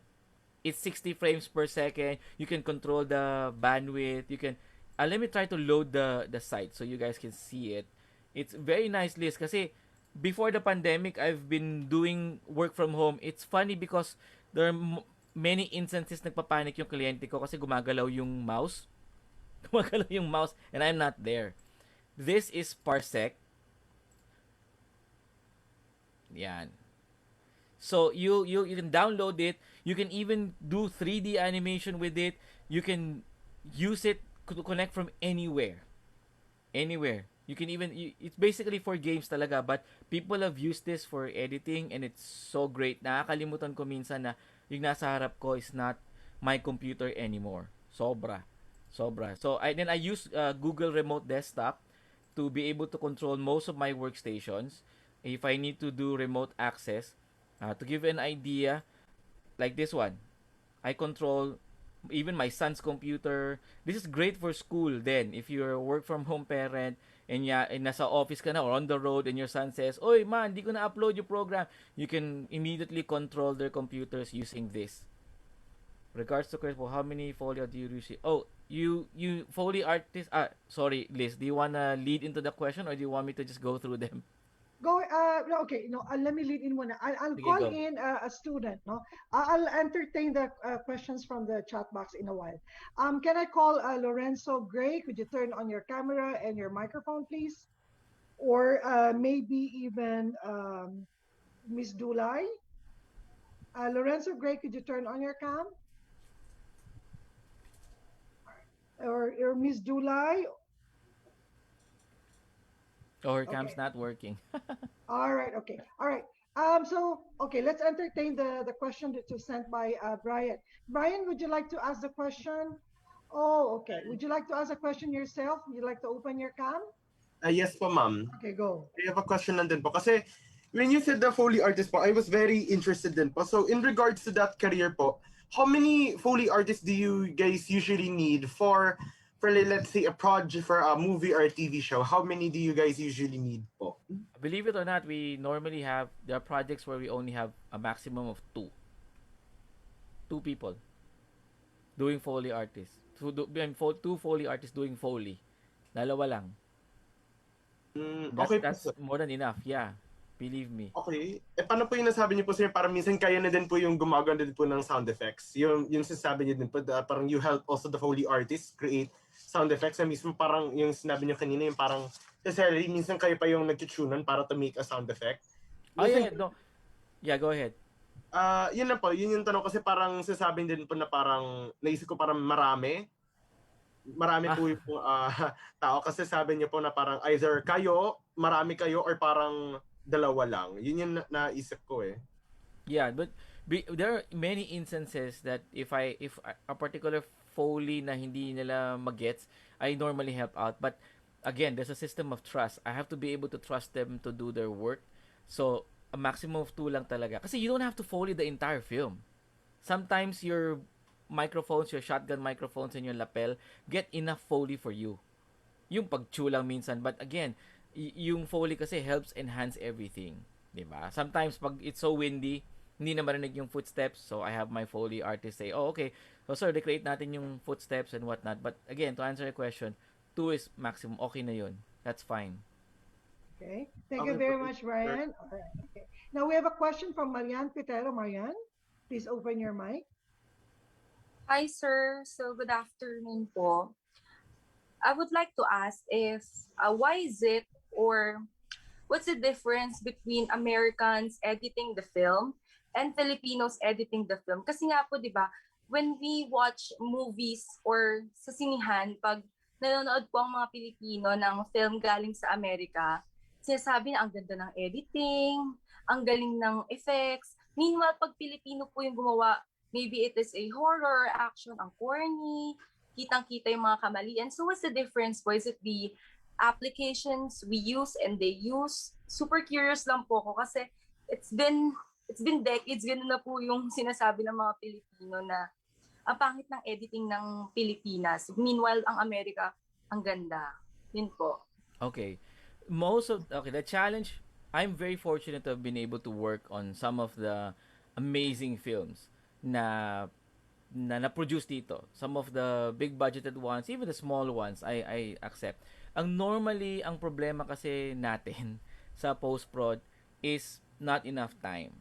That's number one. That's why you say, oh yeah, but ganito, very polished yung editing nito. Sometimes we're given kasi 1 month to do a film, which I normally say, no, that's not gonna work. If you're looking for somebody who's gonna rush things for you, para lang mai-out mo, that's not me. That's really not. If I politely request more time, like Felix Manalo took me 9 months. Rosario of Jeneline Mercado, I did it for 6 months. Yung movie ni Mateo Guidicelli, Across the Crescent Moon, I did it for 7 months. So, ganun katagal. I'm working on a film now, A Thousand Tears, which is basically the story of the 3 people you find on your 1,000 peso bill. We've been working on it for 3 years na. 3 years na. Sobrang tagal na because the director wanted it to be really, really good, really, really perfect. To give you an example, I don't know if you've seen the film before na Green Inferno. It's a film by Eli Roth, the guy who loves horror and gore.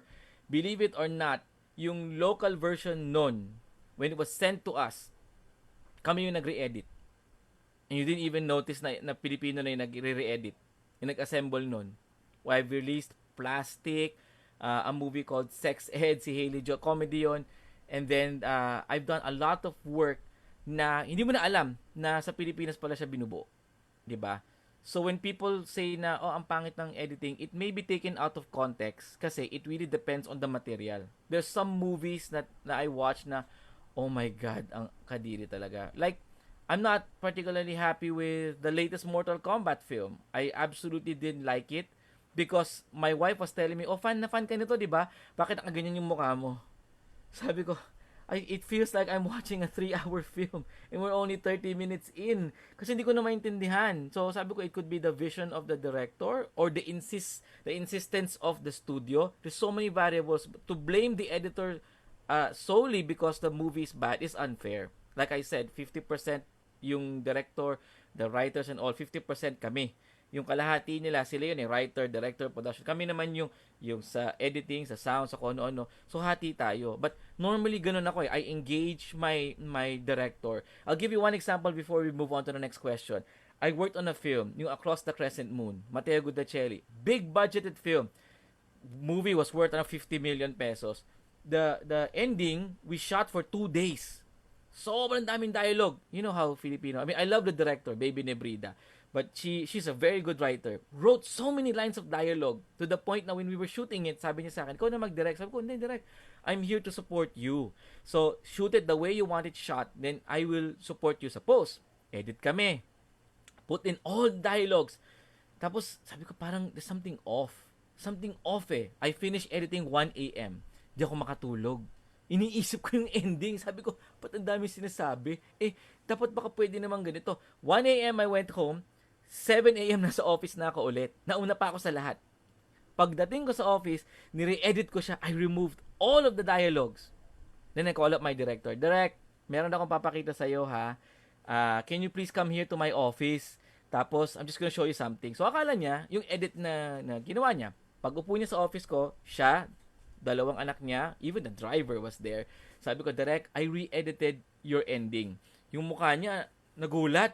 Re-edited my ending. Yes, Direct, I'm gonna show you something. If you don't like it, then I bring back your cut. Okay, I changed the music. I basically did some. Hindi ko sinabing tinanggal ko yung dialogue kasi yun pa lang, red flag na yun eh. So, when I presented it, pinatay ko yung ilaw. I was watching it. Di ako tumitingin sa kanila. Ayoko talagang tignan kasi baka mamaya pangit or what. The last 15 minutes of the film, Wala nang dialogue except for Christopher De Leon's dialogue na nilagay ko. All visuals. Natapos, nag-CBB, nag-closing ko, inon ko yung ilaw. Paglingon ko sa kanila, humahagulgol na silang lahat. Sabi ng director ko, I love it, I love it. Sabi ko na keep it, yes, yes, definitely. Umiiyak siya nung umiiyak. Hindi ako ng music, hindi ako mapakali. Hindi ako mapakali. So, it's up to you eh. Again, it's not your machine. It's up to you kung papayagan mo na ganun lang yung gawa mo. Yun ang sabi ng director eh. Boom, I like to partner. Even when I finished Eli Buendia's film before, Bang Bang Ali, hindi, I was a great experience working with him kasi nag-text pa sa akin yan. Kasi nagdadab, binimix ko. Sabi niya, you're a pro man, I love you. Sabi ko, ano ba to? Ba't ako yung I love you ni Eli Buendia? So, don't blame the Filipinos if pangit yung pelikula. Sometimes their hands are really tied. Pag sinabi ng producer, I'm not gonna pay you if you don't give me what I want. Tama, Justice League, di ba? Binigay nila yung gusto ng studio. Nung nakuha ng director yung gusto niya, tsaka nung editor niya, kita mo, ang ganda. I'm not saying it's always the case, but, it's there's so many variables. Don't blame the editor. All right, thank you, John. Here's a question from Aki Yapo. Actually, this is posted on Facebook. Hi, sir. I'm a movie enthusiast. I even have my top 10 films other than Marvel movies. What is your most favorite movie where you admire the editing the most? One crazy film that I've seen that broke most of the rules, Bohemian Rhapsody. Try to watch it. There was one sequence, yung nag-uusap-usap sila. I have a friend, he calls himself Vashi Visuals, the editor of Deadpool. So I love the guy. Siya yung nagpakita ng samples. In one sequence, there are more than 50 cuts. Tak, tak, tak, tak, tak, and it just worked. I love that. Another film that I always find myself really happy about, I mentioned earlier, Avengers Endgame, for a commercial project. Kasi nga, alam ko yung editor yun eh. Yung editor yun, Liz eh. Siya yung bumuo. If not for that scene na nag-snap si Iron Man, wala yung buong pelikula. It was the editor who saved the day. Favorite ko yun. Social Network is, puro mainstream ang favorite ko na films eh. I'm a big fan of commercial blockbusters. Not naman palaging blockbusters. Black Hawk Down, won for Best Editing. I love it. I really love that film. There's a really old movie of Sylvester Stallone. Not particularly good yung story, but I love the editing. Yung Driven, nag-race car driver. Amores Perros, which Seymour has asked me to watch so many times before. I love that. I love the editing of that. Raise the Red Lantern, yung mga modules ni Ricky Lee before when we were students. I love the editing of that because it's really, really, really engaging. Kahit na hindi siya yung fancy-fancy na namin nangyayari. So, yun. Those are some of my all-time. And Matrix, actually. The original, not the second and third one. The original. Mm-hmm. All right. Actually, here's a question also from Facebook, from the head of the media center at FEU, from Bob Sporabe. As a CAO and president of your company, how do you encourage your team to excel in their field and be creative at the same time? I tell them because I remind them of how I was trained by my former professors. Sabi ko, yes, it's nice to, sometimes din ano sila na i-engage sila masyado sa, anong pipinutin ko, ano ba yung keyboard shortcut, ano ba yung ano-ano.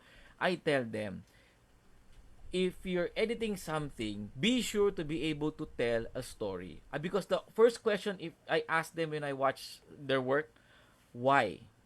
Why? Why did you put the shot? Why did you edit it that way? Why? So, if you are able to tell me why, sabihin lang nila, sir, kasi yan lang yung footage. That's an unacceptable answer. If they tell me, kasi sir, yung shot na to relates to this. Kaya nabuo yung kwento kasi crucial ito. May ganito, may ganyan. I motivate them by telling them that this is the only profession that I know na alam yung people will know who you are forever and ever and ever. There's IMDb, which we don't know kung sino nag-update for us. That's why I took this list I left radio and did this because sabi ko, at the time kasi radio, kanya-kanyang air name Nobody knows who John Wong was. I was JB on air. Hindi nila ako kilala. There was nothing that I could do kasi I've always wanted to do something to change the world. Ang mantra ko nga, sabi ko, bakit yung mga doktor, na mga dentista, merong tarpaulin nakalagay, congratulations for passing the board exam. Sabi ko, dapat meron ding, congratulations, Juan de la Cruz for winning Best Editing at the Academy Awards. Meron ganun din dapat kami. So, this is something that I tell them. Sabi ko, think your motivation should be, you have the ability to make people cry. You have the capacity to make people laugh. You are able to make their day. You are able to give them something else to look at. Different story, a different perspective. That power alone should motivate you into creating amazing work. So far, I think it worked. Kasi maganda naman yung reviews ng mga tao who are working with us. In fact, Okay. because of this event, listen, hindi ako umattend ng kabilang pre-prod. Oh God, Pasensya they're ka na watching. dyan.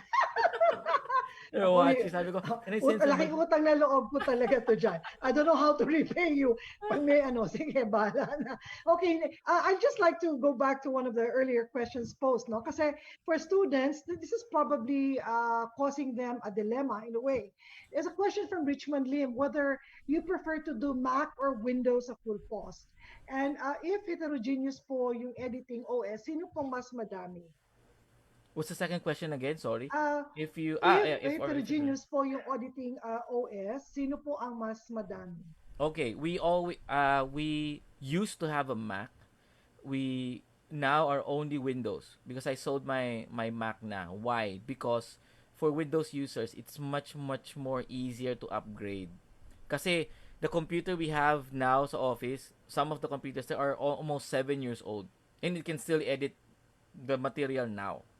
Kasi mabilis mag-upgrade. Mac, wala. Yun na yun eh. That's it. Kung ano yung sinabi sa'yo, ito na yun. Then you have to buy another one. So we found it practical and economical kapag ka sa PC. And you can switch parts. Yung computer ni Editor 1, kailangan ko ng dagdag na memory. Kuha ka, lipat mo. Hindi, kulang ako ng hard drive. Baklasin mo, lipat mo. So it's more modular for us. Diba? What do you mean about heterogeneous po yung editing OS? Are you referring to it being format agnostic or operating system agnostic? What do you mean? Sorry. I'm trying to understand the question. Yeah, Rich, okay, if you could turn on your cam and your mic, mix po yung units. Mix po yung units. No. Well, we Both Mac and Windows.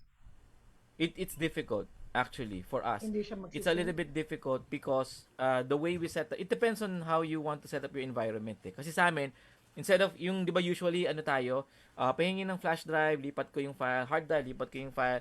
That is dangerous kasi it's more often than not nababaksak ng mga tao ko yung hard drive. So I end up buying another one. If you don't make a backup, ano yung hair splitting na problem na hindi na dapat nangyari. So we connect everything to a network. So doon na kami nagpapalitan. In fact, that was one of Netflix's requirements. They want to understand kung ano yung network mo. Not kung ano yung computer na gagamitin mo. They are more focused on if you can deliver and how securely can you deliver. Yun.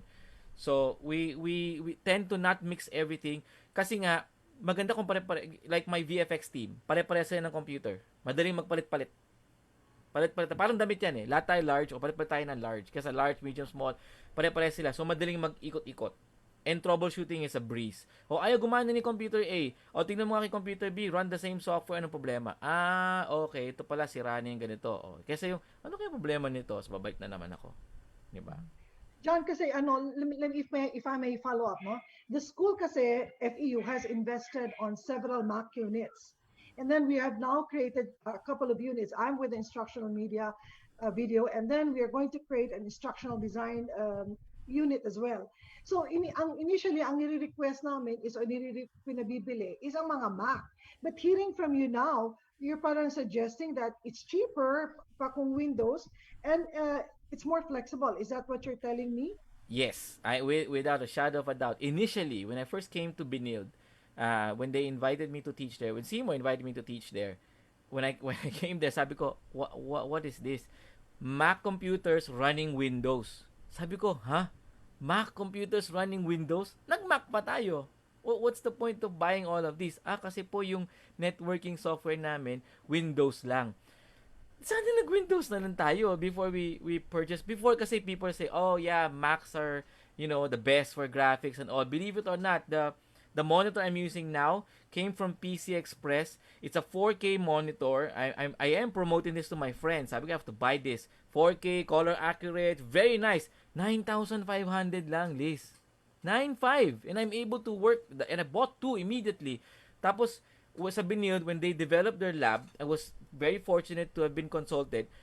I built workstations there, gave them the specs, and all of the workstations are all industry level. Level. Lahat.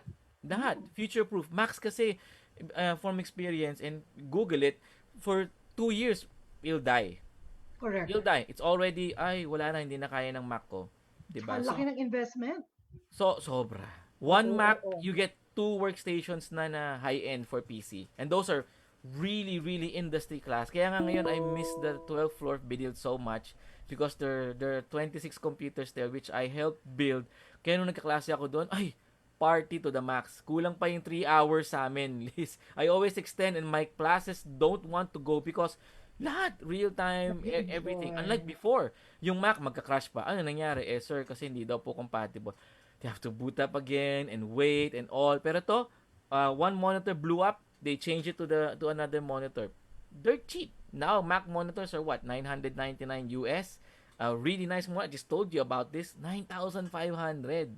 9,500. And I bought singles. Imagine pag bulk. If you buy 10 of these, I'm sure bibigay pa sa yan 9,000, 8,000. John, you don't have to worry. You don't have to climb up to the 12th floor. At FEU, we're just on the third floor of the admissions building. That's where we do our editing. Very soon, kakalabitin kita. Not only to ask you like what we need to buy, but probably you have to be on board in our digital cinema. Now, let me dovetail. Two questions now coming on Facebook. One is from my student whose camera is off, obviously not working right now. He says, thank you very much for a very packed lecture about post-production. It is my weakness, so please help me. Well, my question is there a starter pack you can recommend for us students that we can use for post-production or that can help us in terms of cinematography that we can use for our years in college? Oh, okay. Truth be told, if you have access, if you have the money to buy Adobe Premiere, then go ahead. Pero if not, my recommendation is either DaVinci Resolve or there's another program. I'm not promoting it that much, but I want to share it with everybody here online. It's a particularly where I'm pushing this sa Binild kasi nga same problem yan eh. Now, what do we do? What can we use that's free and powerful and will run in any computer kahit na 5, 6, 7 years old na yung computer mo tatakbo. There's a particularly interesting piece of software.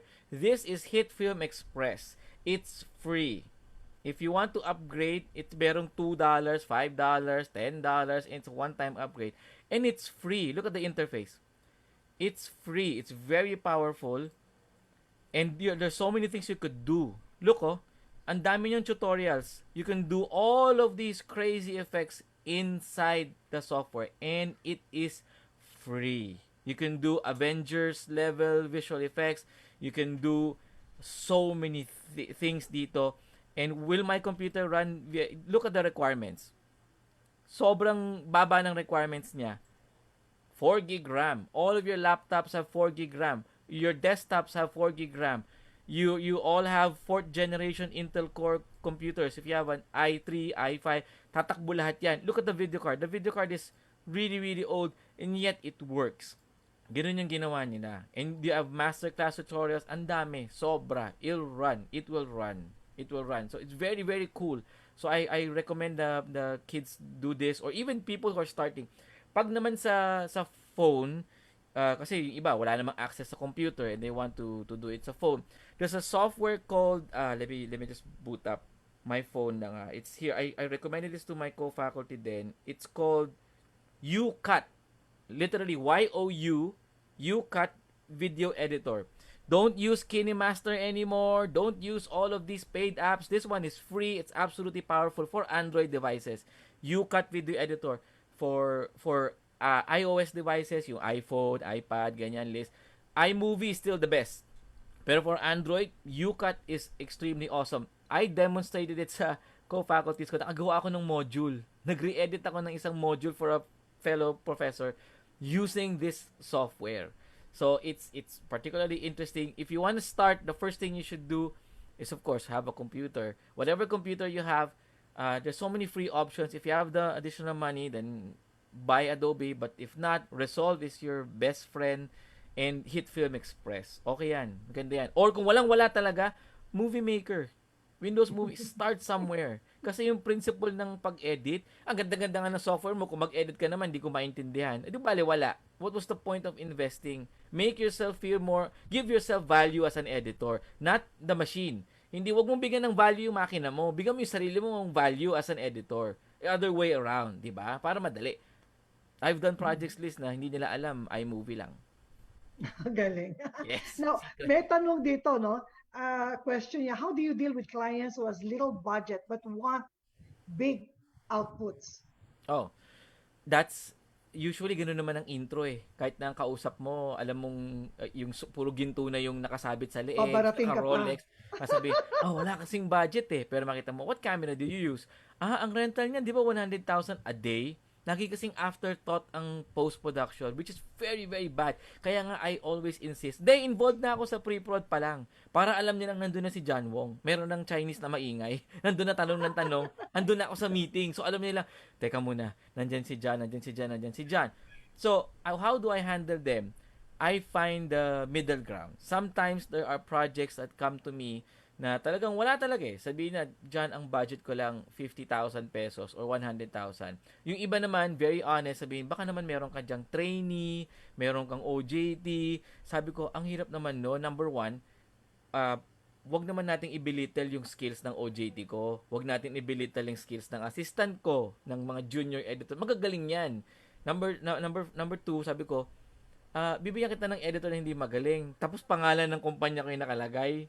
Parang medyo torn ako. Then I talk to them. If they explain the project to me, na okay naman, sabi ko, sige, alam mo, mafe-feel mo eh. If you really wanna do the project, normally we help them out. We help them achieve the goal. Kasi, sabihin ko na sa kanila, basta, direct, pag sikat ka na, minsan, pag estudyante, lalapit, sir, patulong po. Sige, basta pagka may career ka na, huwag mo akong kakalimutan, ha? Believe it or not, people are coming back. My former students, saints ko, mga estudyante natin before, was one student, si Rona de los Reyes, who just went to my office to submit her finals then. Sabi ko, gusto mo trabaho? Ano pong trabaho, sir? Halika mag-assist ka sa akin. Ang gagawin ko, magre-rename. Okay, gusto mo magtrabaho? Ikaw mag-sound design. Sabi ko, ikaw mag-mix ng sound. Pelikula yun ni Joel Lamangan, Liz. Ikaw mag-mix ng sound. Then we present to Joel Lamangan. If he likes the mix, ikaw ang gumawa. If he doesn't like it, ako ang gumawa. Kasi, to save them, nag-present. Tapos yung preview, aalis si Joel Lamangan. Sabi ko, direct, wait lang. What did you think of the sound mix? Upo uli si Joel Lamangan. Alam mo yung tagaktak yung pawis ni Rona, kinakabahan talaga siya. Kasi umupo eh. Sabi ni Joel Lamangan, okay naman. Tinawag ko na, sabi ko, direct, I'd like you to meet my sound editor, Rona de los Reyes, etc. After a year or so, naipanalo ko siya Best Editing Cinemalaya. Galing. Cinemalaya, Best Editing. So, diba? I wasn't afraid. Sabi ko, partner tayo dito. This sir, hindi pa ako. Hindi.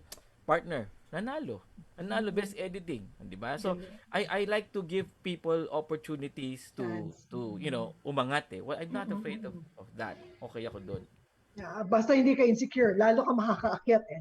Now, merong question kasi dito, John. Thank you so much. Kasi siguro later on, tatanong ako, baka yung opportunities even later on for practicum, no, ng aming mga estudyante from FEU na, probably to learn from you. But okay, let me raise this question of Michael Soriano Makugay. He asked, how come we only have select institutions in the country that offer digital filmmaking as a course?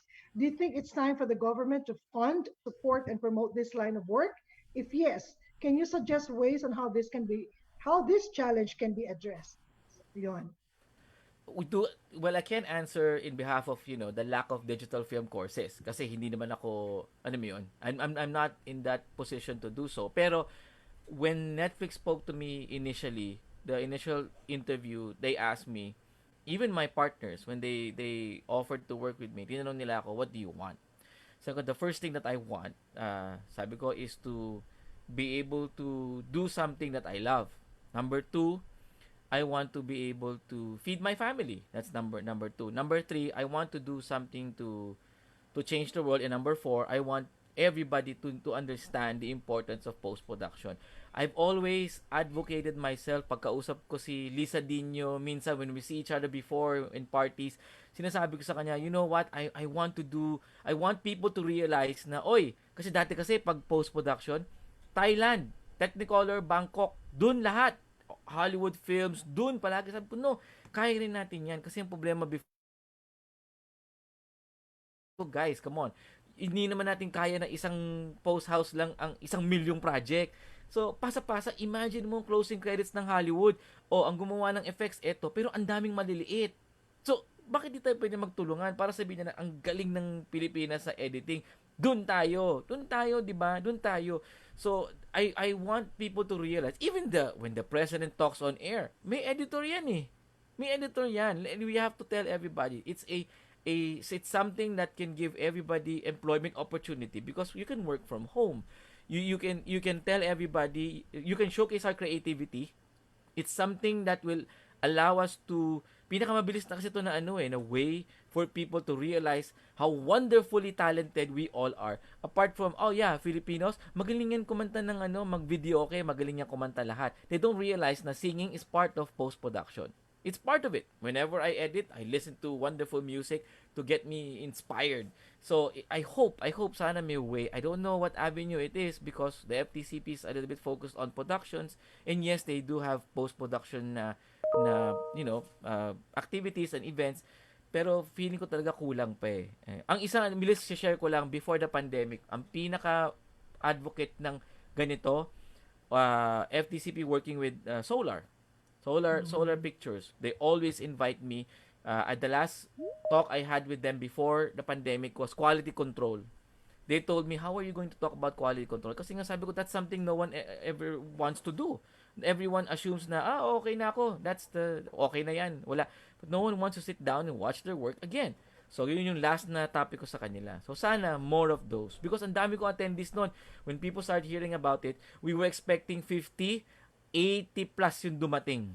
Wow. Sa small room, they had to push everybody home na, hindi na po kaya. But people were so in, kasi quality control, what's that? Diba? What's that? Yun din leads back to the question kanina, ba't ang pangit ng edit na sa Pilipinas? Kasi kulang ng quality control. Or sasagot din ako sa tanong ni Sir Michael, Actually, ang tanong niya, bakit konti lang ang nagtuturo ng digital filmmaking? Huwag kayong mag-alala po, ang Far Eastern University po ay nag-o-offer na ng digital cinema. At the same time, may convergent media kami. The fact it's convergent, sabi nga kanina ni John, OTT na ang format ngayon. They go into various platforms. They're seen everywhere. So, a student, advertise ko naman yung FEU. A student who comes to us in Far Eastern University, we're going to equip you not only with the skills in script writing, not only with the skills in technical production, but mind you, kaya John, I will try to convince you to come and join us. We're going to be doing films or content that speaks of the people's plight, the truth. And yung advocacy, andun talaga yun. So huwag kayong mag-alala po, andyan po ang Far Eastern University. At si John hopefully will be able to join me again. Now there's this question, John, coming from Diane Sarmiento. I don't know if Diane, you'd like to put on your cam? Okay, maybe she's having a problem kasi she's in Baguio right now. Nakakainggit, ang lamig mo dyan. So sabi niya, curious po ako, does the post-production crew have a say po sa script writing process? Like, can they interfere and point out things sa script na tingin nila would look better? Or saka lang talaga sila pwedeng mag-comment once na-pass na po sa kanila ang workload? Although you mentioned a little about it kanina, that you were in the process, but would you like to elaborate a little bit more? In the script writing process pa lang to, Normally, pagka sa script like now, I'm fortunate enough to be part of the actual script writing ng isang project ko with Octo Arts Films. So, dun pa lang nakakapag-comment na ako sa perspective as an editor. But more often than not, pagdating na ng script, dun ka pa lang makakapag-comment eh. Hindi during writing eh. Mahirap during writing. Because they feel like, bakit ka nandyan eh, hindi ka pa naman, hayaan mo munang kami. So, let them do their job.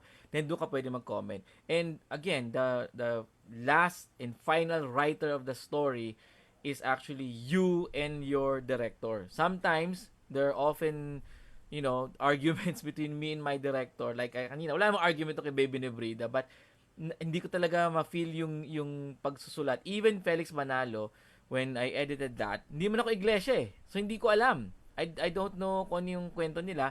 So, I was editing it face value. Sabi ko, paano kaya to? 80% of the film are Bible verses.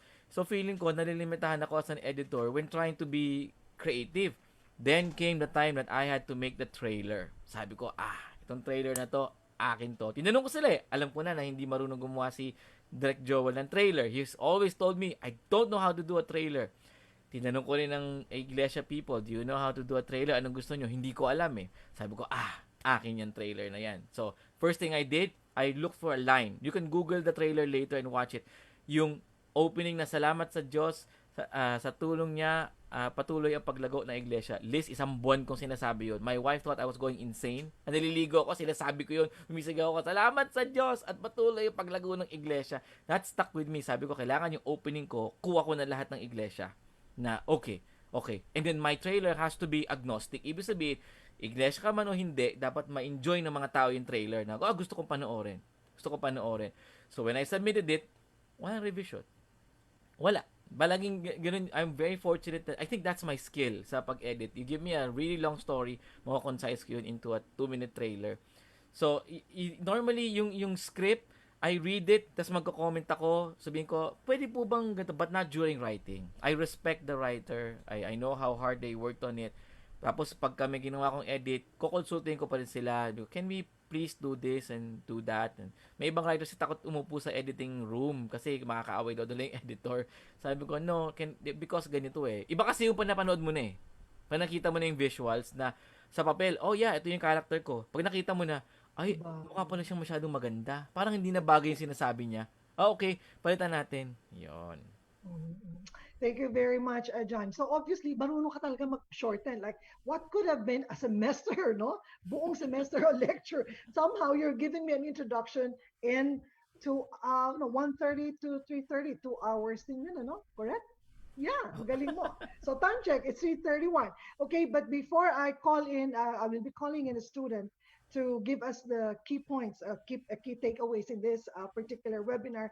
I'd just like to inform you, John, that a couple of our Facebook watchers right now, viewers right now, are thanking you for a very informative webinar. So that comes from Mel Lance Giral, si Simon Bumatay. Of course, Bob Zimurabi appreciated the fact that you answered his questions.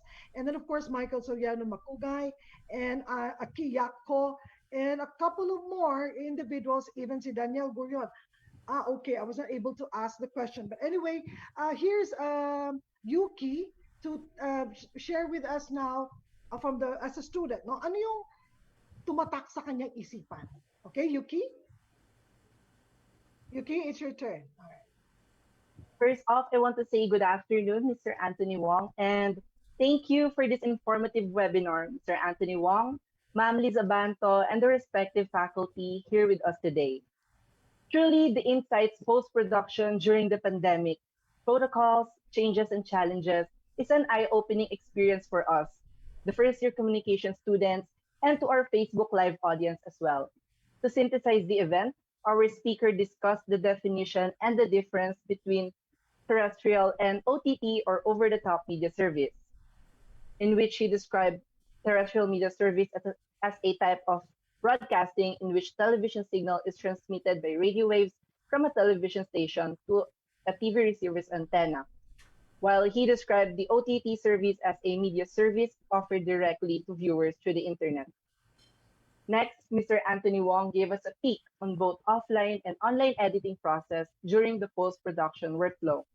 Offline editing consists of footage ingestion, the preparation of raw footage and other assets, Excuse the me, actual Yuki. editing.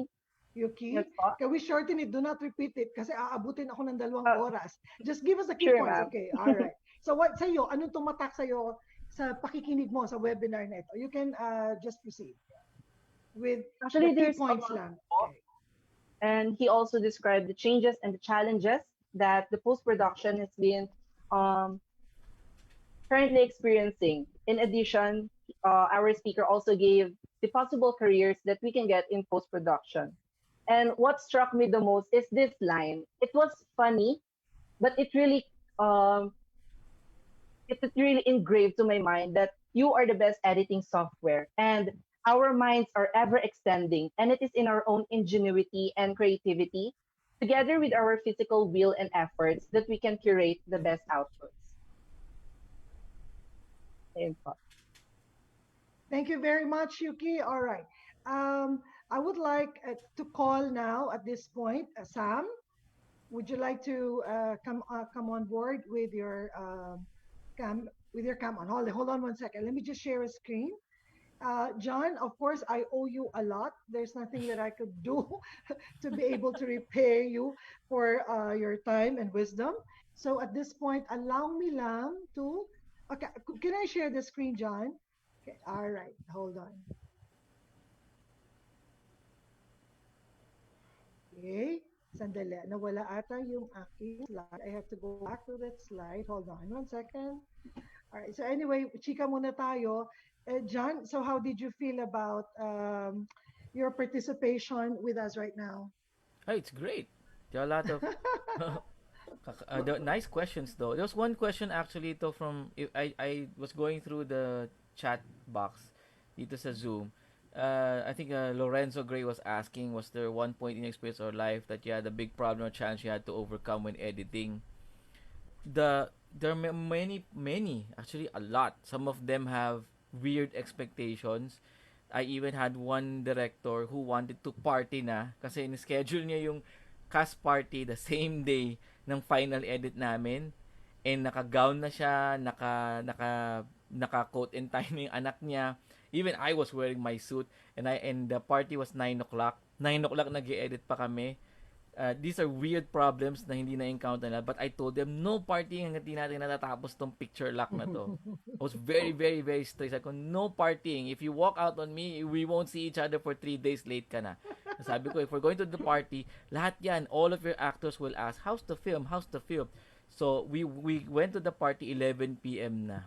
Pagdating namin doon, true enough, everyone asked, how's the film, how's the film, how's the film? Lahat sila all smile saying, tapos na. Sabi ko sa kanila, oh, see, imagine kung hindi natin tinapos. Ay sasabihin nyo, oh, we're still working on it. Eh, di bad trip na lahat sa party. Hindi pa pala tapos, ba tayo nagpa-party? Nalasing yung director ko, nalasing yung producer ko.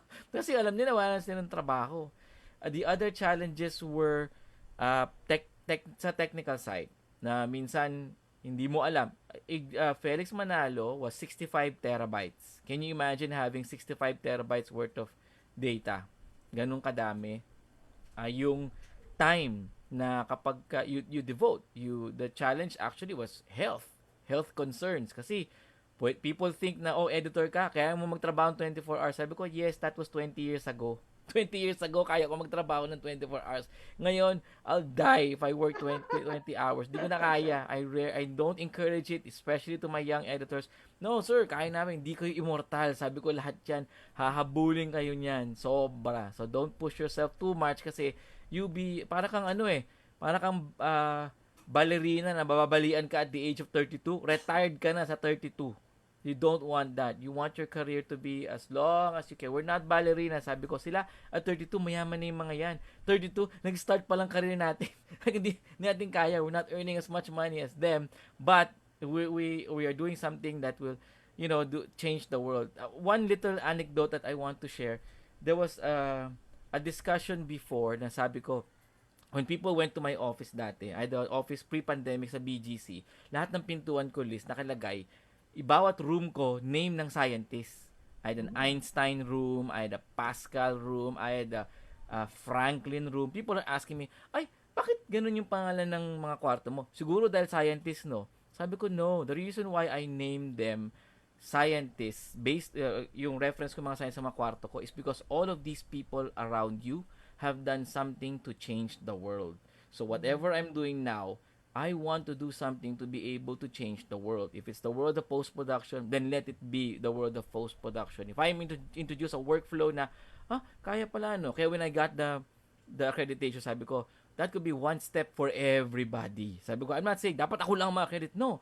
Kung lahat tayo ma-accredit, then we're a hub. it's business for everybody. 'Di ba? Lahat pupunta dito. Lahat ng mata nasa atin. So, Yeah. ganoon 'yun. I always like, challenges. I like to challenge myself kasi pag ganun walang hindi na exciting ang buhay, kung walang problema. So, I hope I answer your question, Lorenzo. Now, before I call in Samantha to give you the certificate, I'd just like to ask Sir Christian Ibasco, please open your cam and open your mic. I would like for you to say it personally to John Wong, because I will not be able to do justice in reading your line. Go ahead, sir. Yes, I can. Ian, Sir Christian Ibasco John is the head of our marketing and communication office, and one of the things that they do is also other than assisting us for the if we're showing the webinars or the live streaming the programs, they are asked by our vice president for public relations or um, one of the owners actually to make sure that the quality of works coming out of FEU are of high standards. So in terms of being very critical and having an eye for good quality works, that's it. That Ian has it. Okay, sir Ibasco, are you on with your cam now? Are you ready? Okay, go. I have to.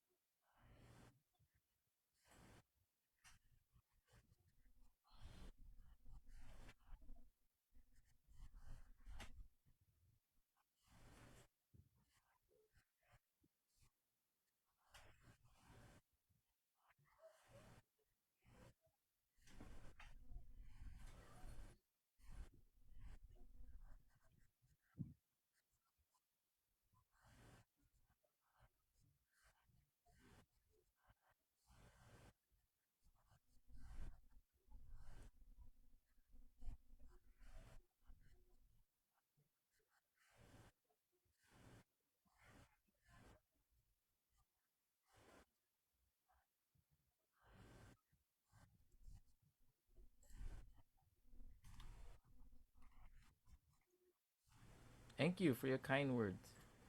All right. So I know I didn't want to take up your time because every second is paid for pagdating sa post-production. I'd like to call in Sam. Sam, I'll put you on cam muna and then I'll prepare the slide screen. Okay, Sam, to introduce yourself so I can put on the slides. Hi, sir. Thank you so much for being with us today. And I'll be presenting your certificate po. So Oh, on wow. behalf of the whole Far Eastern University's Communication Department and the class, I would like to present the Certificate of Appreciation to show our gratitude for our guest Sir John Wong for his valuable contribution as speaker during the 2021 COM webinar series with the theme Post-Production during the Pandemic, Protocols, Changes, and Challenges. Given the 6th of May 2021 at Far Eastern University, Manila, signed by Chair Department of Communication Anansa Sibihan and Dean Institute of Arts and Sciences Rowena Capulong Reyes. Thank you so much, sir.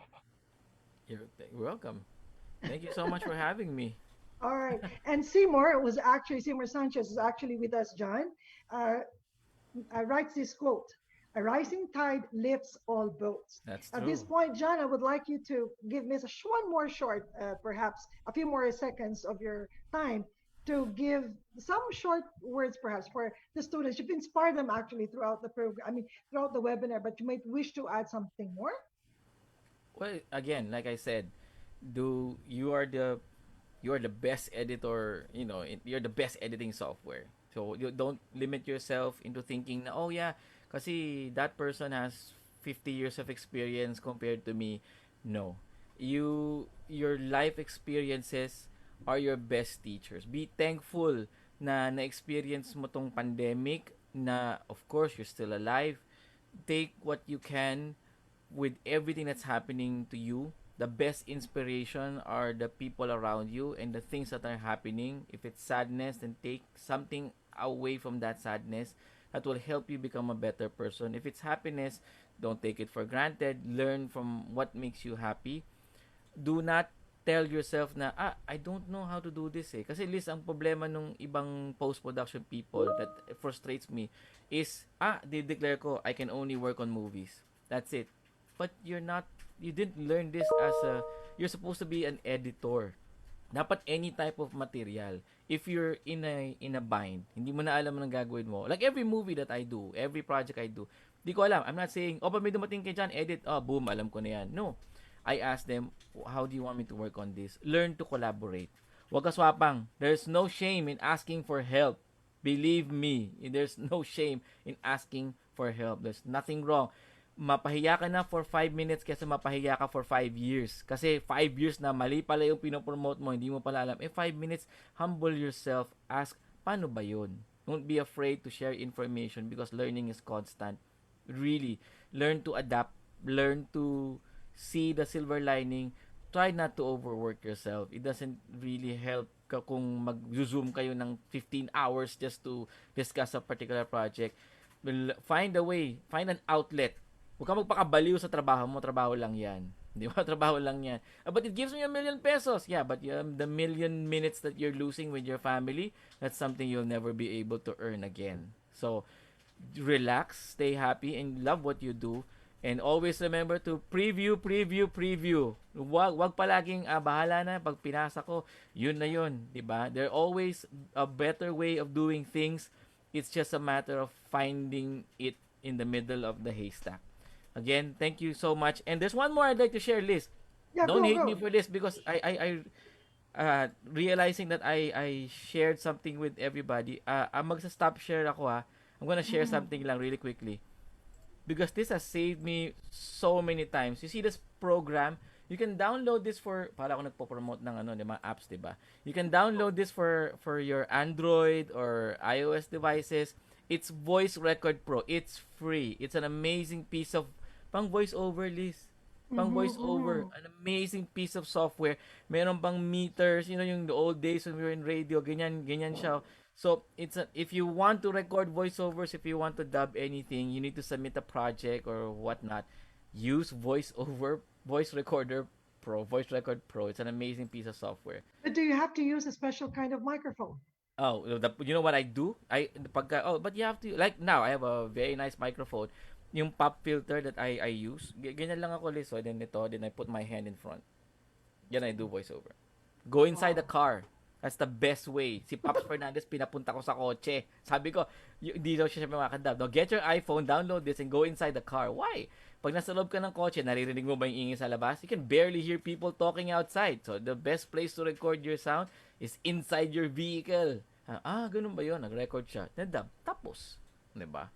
So, I hope the little tips and Yeah. techniques that, I've shared really helped everybody. So, enjoy editing. It's Thank the you. it's the best part Mhm. of whatever it is you're doing. Thank you, John. You know what? I appreciate that you have joined us this afternoon. And I see in you that matagal na tayo hindi nakikita, but I still see in you the spirit of a teacher, a person who love to teach. He's not there because iniisip niya yung sweldo lang o yung comfort lang siguro, may summer vacation if there's a break. But it is because we would like to share whatever little we know, we'd like to share it with others. And I see that in you. You're not, being an editor kasi iba siguro they're just fixed on their craft, no? But you still have the heart of that teacher who would like to share. You're a selfless person. I appreciate that. And walang ano yan, I'm not just trying to patronize you. Thank you so much. Suntok sa buwan yun when I sent you a message just a couple of days ago and pumayag ka. And truly you've made this webinar a very memorable one, an informative one. I'll see you once again, John. And on behalf of Far Eastern University, on behalf of the teachers and the students, and all even those watching on Facebook, may your business become more successful and your family will become stronger and more founded in God's grace. Thank you so much, John. And we end this session with FEU him. And thank you so much, Edmund Richmond Lim. Thank you so much, Sir Ian Ibasco. Take it away, Richmond. Thank you, John. I'll see you.